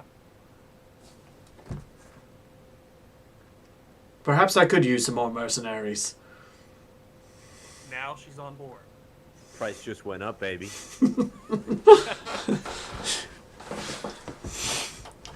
She says, and you say that in addition to... Gonna go a few more minutes, by the way. Wrapping some stuff up here. She says, in addition to finding the sword of Terramalda and claiming to have slain her, you say that you've met Zygofer? Well, we met a man riding a lizard, and when he pulled his mask off, it was like a fiery zombie skull face. Where? Like Patchwork. Yeah. Where was this? Amber's Peak. Amber's Peak. A lizard-riding sorcerer in Amber's Peak. No, a sorcerer riding a lizard in Amber's Peak. Yeah, distinct difference. The lizard was much bigger than the sorcerer. You know so little of history, and she just goes stomping off. Oh, She says, and there was a singing angel in the prison. Oh yeah. lovely. That was not Zygofer. Are you gonna say it was Zertorm? That was Zertorm. Yeah, that's what a lot of people think. A lot of people. You know that outside this city right now, I have 16 Galdane raiders traveling in my employ who have sworn their blades to me in vengeance against the Archmage Zygofer. And many of them used to serve in the army of Zertorm, Zygofer's son. I'm gonna try to get in front of her and pull out one of my drawings of Zygofer, Zertorm, and Zygofer's wife, and be like, He looked a lot like this guy, and not a whole lot like this guy. At least what was left on his face. He looked a lot like which guy? I'm gonna point towards the dad, the older one, Zygofer. Zygofer. Okay. And not a lot like who? Not a lot like Zertorm, even though. Do you have art of Zertorm? Yeah, we got art from the family home in. Little kid Zertorm. You didn't. Yeah. You only saw Zertorm sans From face. Yeah. You have no idea what I Zertorm saw looks like. The coin. The coin is supposed to be Zygofer. The coin's She points at the picture. She points at the coin. She points at the image, and she says, "Zygofer, Zygofer, Zygofer. This is Zygofer in the painting. This is Zygofer on the coin. This is Zygofer that you claim to have seen, but you have seen Zertorm. Zertorm is Zygofer's son. He fled Alderstone.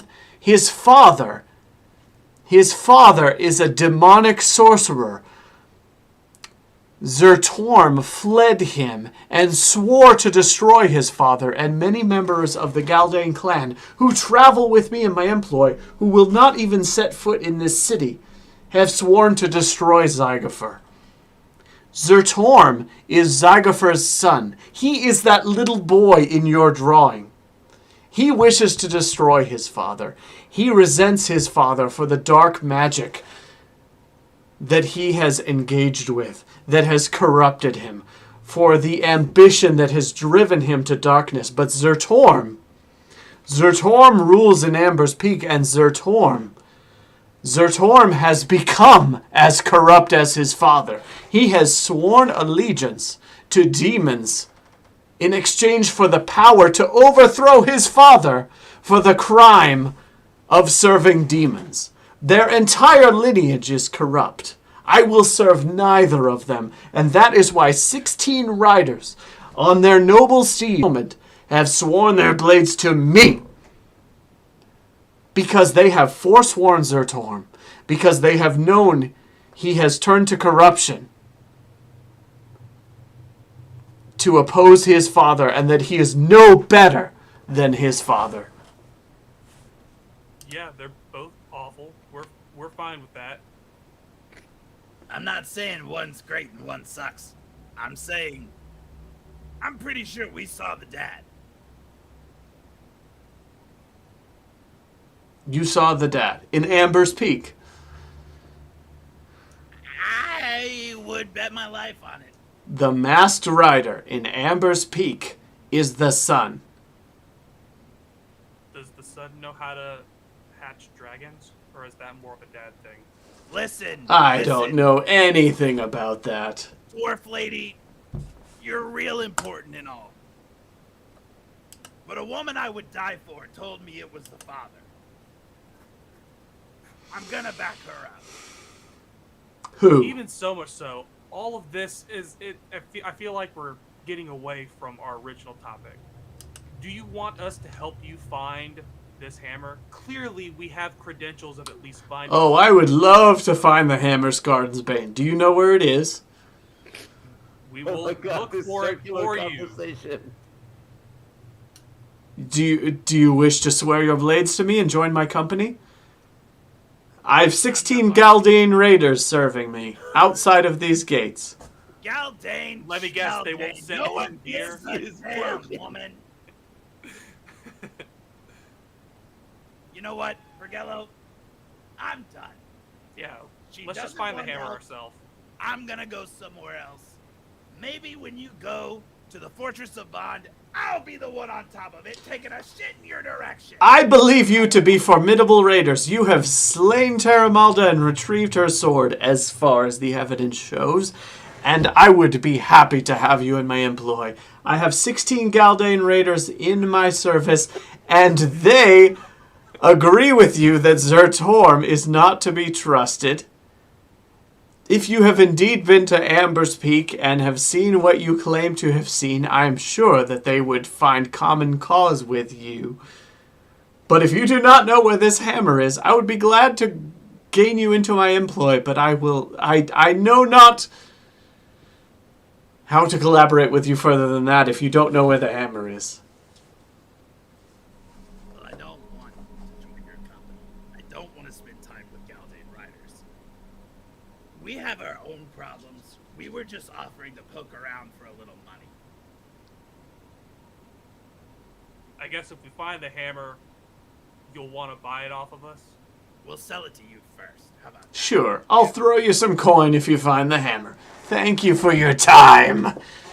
Then she goes stomping off with her mercenaries. Meanwhile, Velas and Ralgar, you're in the inn. Lynn has come stomping in. You're not. No, I'm sniffing down that forest mushroom that I knew Grunralk had. It's how I'm gonna find him. Okay, you're gonna now come up on them, but Velas, Lynn went into the inn and slammed her door shut. He's trying to find the mushroom. I gave to the mushroom woman. If you're sniffing mushrooms, you'll find Grunralk off of that mushroom trail. Velas, you're in the inn. Lynn slammed the door shut in one of the inn rooms and is just in there. Do you want to do anything or go do your own thing? Nah, I'm just sitting on the floor. Do these rooms have windows? Yeah. Looking down onto the square below. How high up were we? Second floor. It's not really a jump out of kind of window. I'm gonna sit with my back to her wall and I'm gonna just stay there and I'm listening intently on like her room. Okay. And I'm just sliding the bracelet around in my fingers. Okay. Sounds good. That's where I'll be.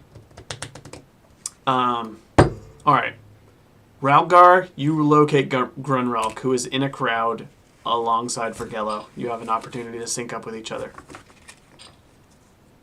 Hey, back to the inn. Bomb problem. Oh, you found it? Yeah, we found. You referred to her as an inanimate object. I think that is hilarious. Okay, come on, we gotta go back to the inn. You all make your way back to the inn. Everybody's in the inn. Even Dahlia, who's drinking. Mm-hmm. You're all in the inn. Dahlia is drinking a lot. She has 3 empty mugs of Dwarven ale here. She's smiling, and she's bobbing her head to a minstrel's song. Hey, you're back! Yeah, we're back. There's maybe problems. I'm just gonna go upstairs for. Okay. Lynn. Okay. I'm gonna go up to where Velas is sitting. Okay. I'm gonna hide in a dark corner. Okay. What do you do? She's closed in her room, so. My hand is bleeding. Or, well, hopefully it stopped bleeding by now, but it's very bloody. The floor is bloody. And I'm going to tell them what happened and what I saw and what she did and that she's talking to Chaos. And I'm going to look at Vergello and say, I don't know what to do here. She needs an exorcism. And we've left the only person who could do an exorcism. But she probably is very capable blowing up this whole goddamn city on purpose. I'm not convinced she couldn't float out of her bedroom window. I actually don't even know if she's in here.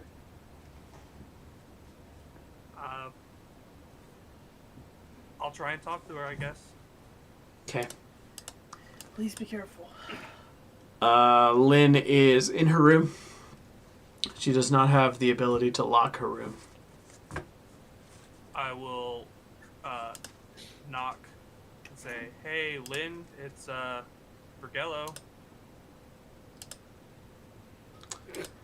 There's no answer. I'm coming in, so I really hope you're dressed at the very least. There's no answer. I open the door slowly. She's sitting in the room staring out the window into the market square below. She doesn't turn and look at you. Hey, so all of the terrifying stuff aside, I actually got you this little moonstone necklace in the marketplace yesterday. I'm sorry it's not, like, worth a lot, but I thought the white might look good with your hair. She doesn't turn and look at you. She says, "Why do you all keep buying me things?" Well, you said you wanted some jewelry yesterday, and I mean, I felt bad that, like, you know, we're almost always traveling and have nothing but garbage. You don't really have, like, anything to yourself. I mean, you said jewelry yesterday. I mean, I could take it back and just give you the money equivalent if you just want to spend it on something. Are you trying to buy me? And she turns and looks at you. Her eyes are flickering with brimstone.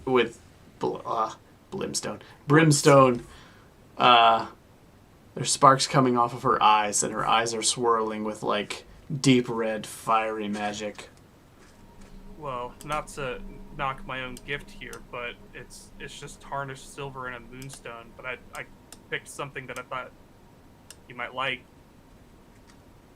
I mean, it's not like, you know, worth mountains of gold. We are trying to build a home for all of us, you included, if you would want to, you know, join. I'm not trying to convince you of anything. I know you're tired of being manipulated, and I can understand that. But obviously, none of us can force you to do anything, given what I was told. And I mean, if you wanted to leave, you could just leave. But while we're all in our own way just terrible people, we do want to get rid of that chaos if you still wanted to get rid of it. She turns and looks at you and says, "Let me leave, then." I won't stop you. I have no power to, but... Will Valas stop me? Will Grunralk stop me? I can Nope. only do... Well, I guess Just in the hallway outside. they might all be listening, but I mean, I don't want... I mean, obviously, I couldn't do it in the first place, but I don't want to, like, kill you or anything. And if that would be the only way that I could stop you, if I could even achieve such a thing, I wouldn't want to do it in the first place. You're a child, and troubled at that, and I mean, I don't want to. I don't want you to get hurt anymore. Guys, I mean, if you're listening, if she wants to leave, we can't stop her. Probably shouldn't have stopped her this whole time, even though we were just trying to help. We probably have done more harm. We're not meant to take care of kids. She says, "Get Valas and tell her you want me to leave, and get her to tell me that I can leave." Does she have to tell you could leave? If I try to leave, she's going to follow me, she's going to hypnotize me, she's going to manipulate me, and she's going to lie to me. She won't let me leave. I need you to stop her if I'm going to be able to leave. I mean, Balas, you want to come in here?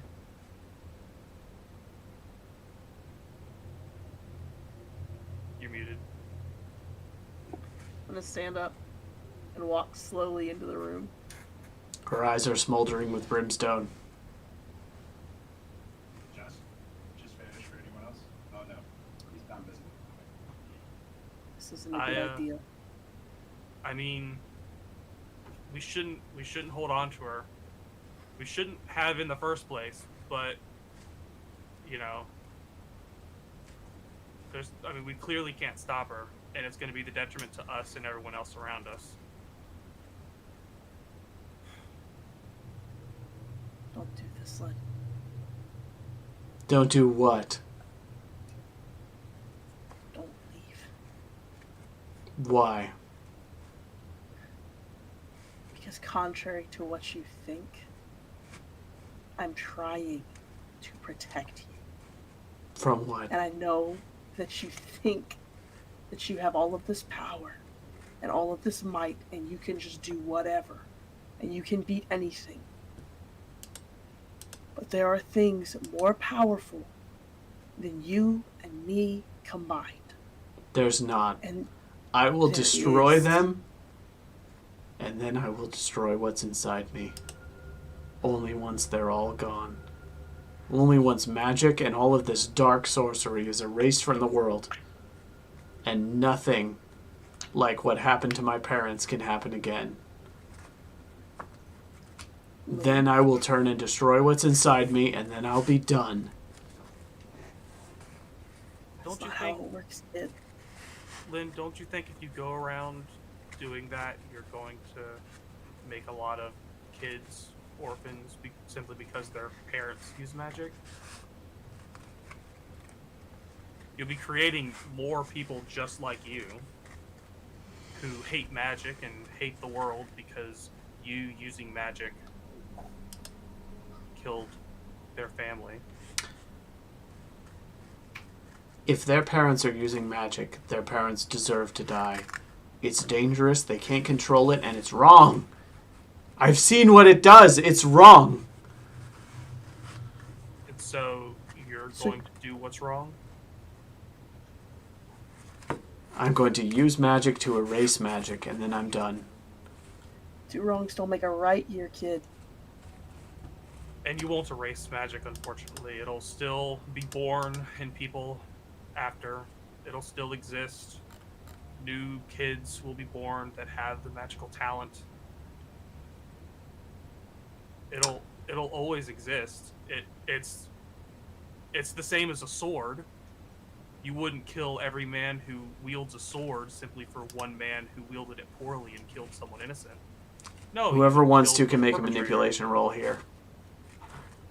I mean, I absolutely will. Do I get a +1 because Amy's here? Talking Just with you. me? Yeah, I'd almost rather Just give him a you. +1. Well, I mean, I rolled Amy like doesn't dice. grant a like a- +1 because her trust in Amy is wrecked Oh, yeah, that's fair. by all of the hypnotist attempts. Jeez. When does pride take effect? After So the I roll, roll if you manipulation fail. as well, or is it just... After you roll and If you fail. after you push? Go ahead and make a manipulator roll, and you can apply your pride if the roll fails. Or you can push if the roll fails. Is Vergello's the only one rolling? Yeah. It's just for Gello. You don't get to put any dice in because you lost your trust with your hypnotist abilities. My attempts to save her life. Roger. I'm just making sure I don't add anything She else. knows you were messing with her head with magic. Teenage girls. It's not magic!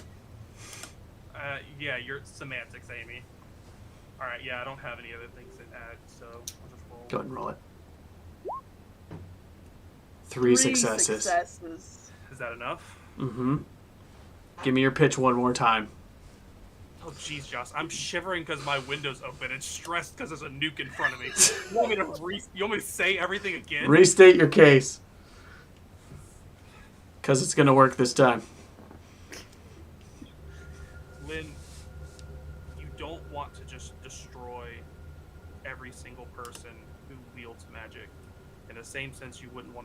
every single person who's wielded a sword. Only people who actively use it to harm someone is what you would want to do. And if you want to destroy the chaos inside you, I can't stop you. In the same sense that I couldn't stop you if you wanted to leave. But the thing that's caused you the most problem is what's inside of you. You can either use it to try and help people, or you can get rid of it. You can stay with us and do so, or you can go on your own accord and try and control it. But don't just harm innocent people because you're angry. She says, I'm not going to harm anyone innocent. But if Velas tries to control my mind again, I'm going to turn her into a puddle of blood.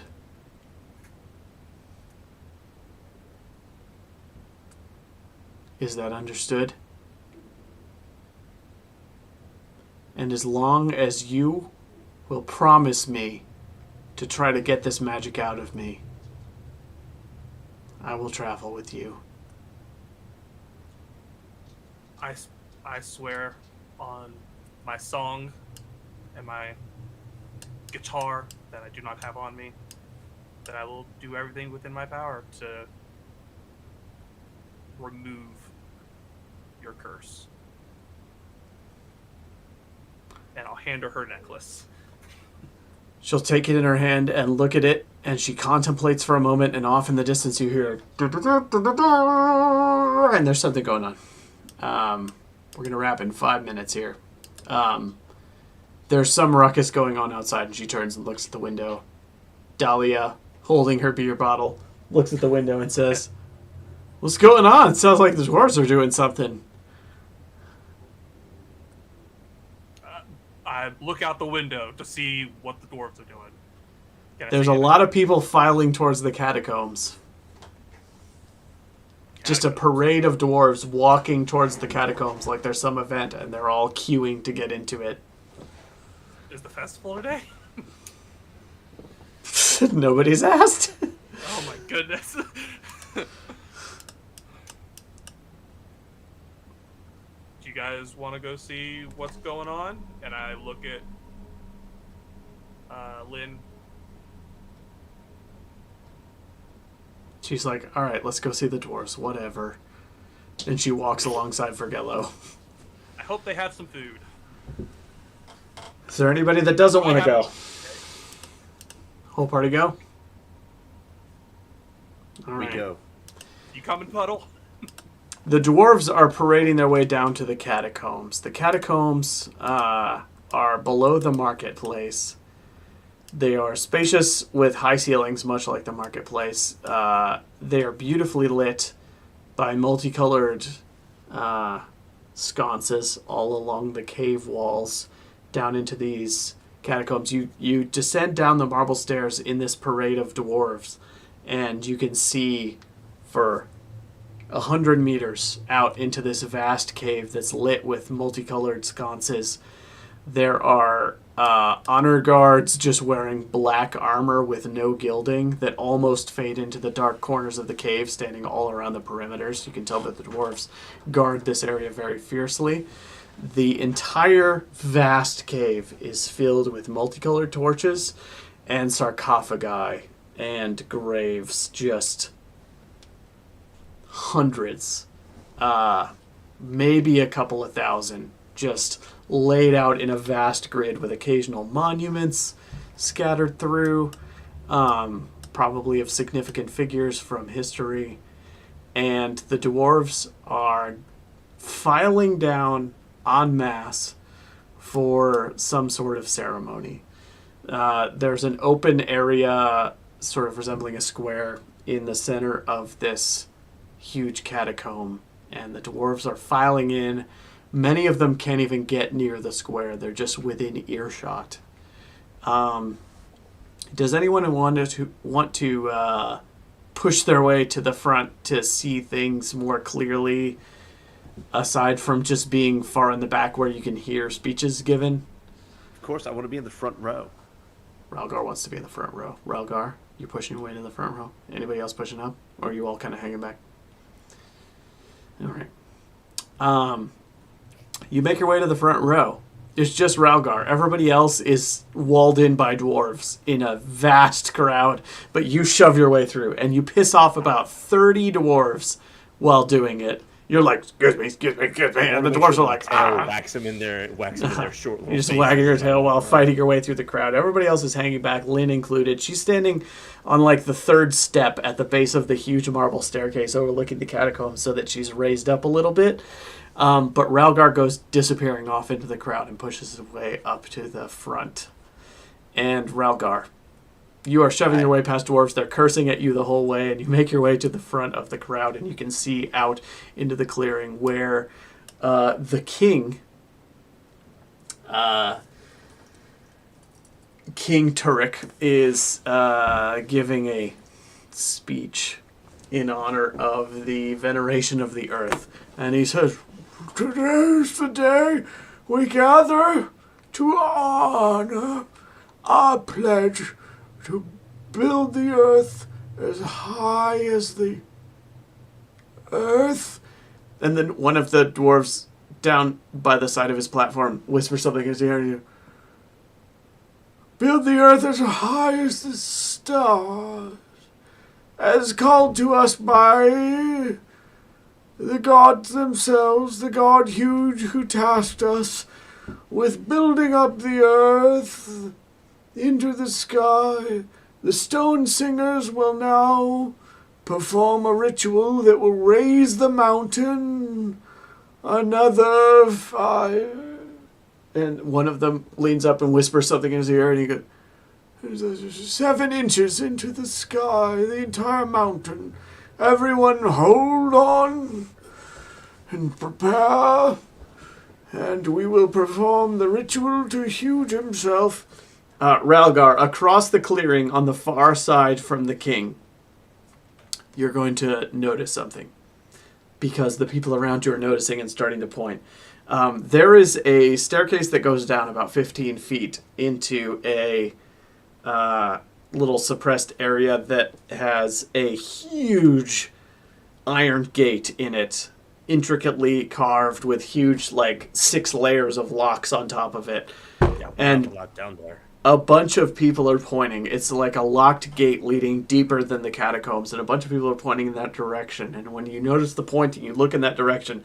The king doesn't seem to notice, and he is continuing on with his speech. "We honor the ancient times when once the dwarves were the only..." And he's just droning. And on the far side of the clearing, at that gate, you see what appears to be like a pale white substance sort of oozing through the cracks in the gates. The gates are like 15 feet tall, but through the cracks in the gates up to about a 4-foot height, you see sort of a white substance oozing through the cracks in the gates, and everybody is whispering and murmuring, and somebody murmurs, the dwellers are coming. It's a sacred event, the dwellers are coming. And you see that something is pressing its way through the cracks in the gates like an oozing slime, and slowly reforming into the form of a pale-skinned dwarf with with tattered cloth clothing.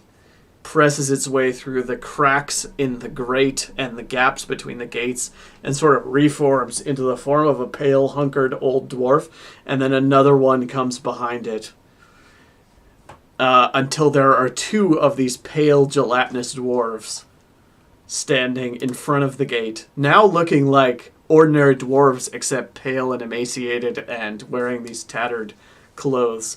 And the king drones on, "And we will always, until the end of times, be seeking to reach that highest pinnacle where..." And then one of them leans over and whispers something to the king. And the king goes, "Hey! Highest pinnacle? What? Dwellers where?" And the king, they rotate his platform so that he's facing towards the gate. that these creatures have oozed their way through. And he says, "Oh, by the honor of the ancestors." And the king on his platform, who cannot stand up, seems to be trying his best to bow to these creatures that have oozed their way through the gate while sitting on his platform.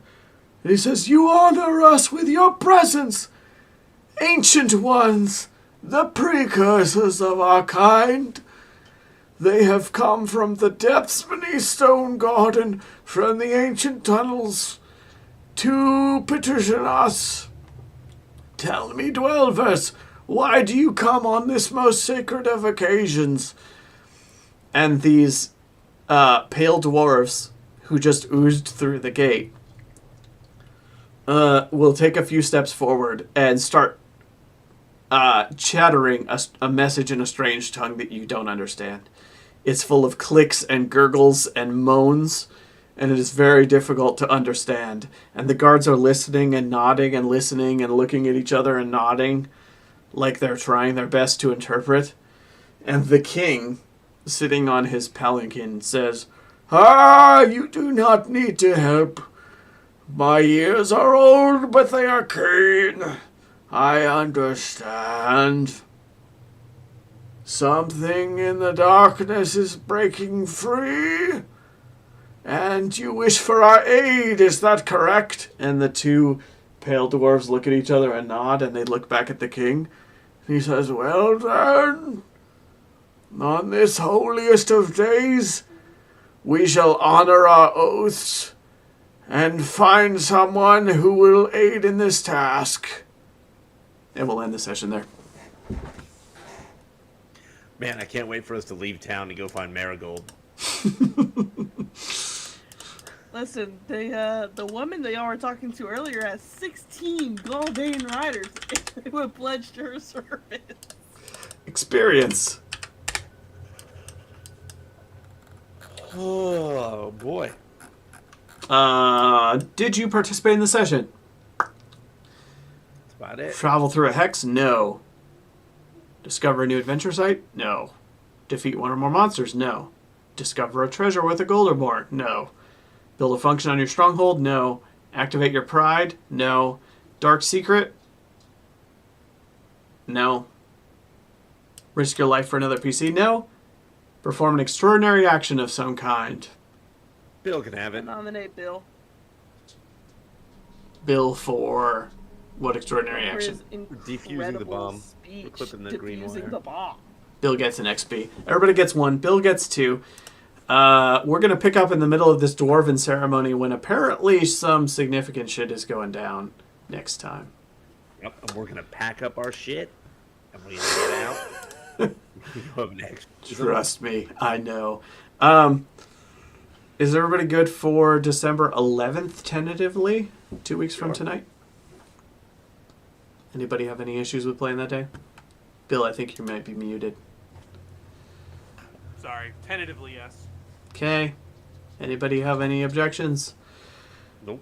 All right, we will play 2 weeks from tonight. We will pick up right here in Stonegarden where we left off in the middle of this situation. This Thursday, 3 nights from tonight, we're going to be playing with Craig, second session of our Blades in the Dark campaign. So tune in for that if you haven't. We have a new Discord that is a public Discord, so anybody can join. So check it out. It's posted in the about or description section on YouTube and Twitch both. So yeah, come chat with us if you want to hang out with the group. And yeah, we'll continue this 2 weeks from tonight. So have a good night, everybody.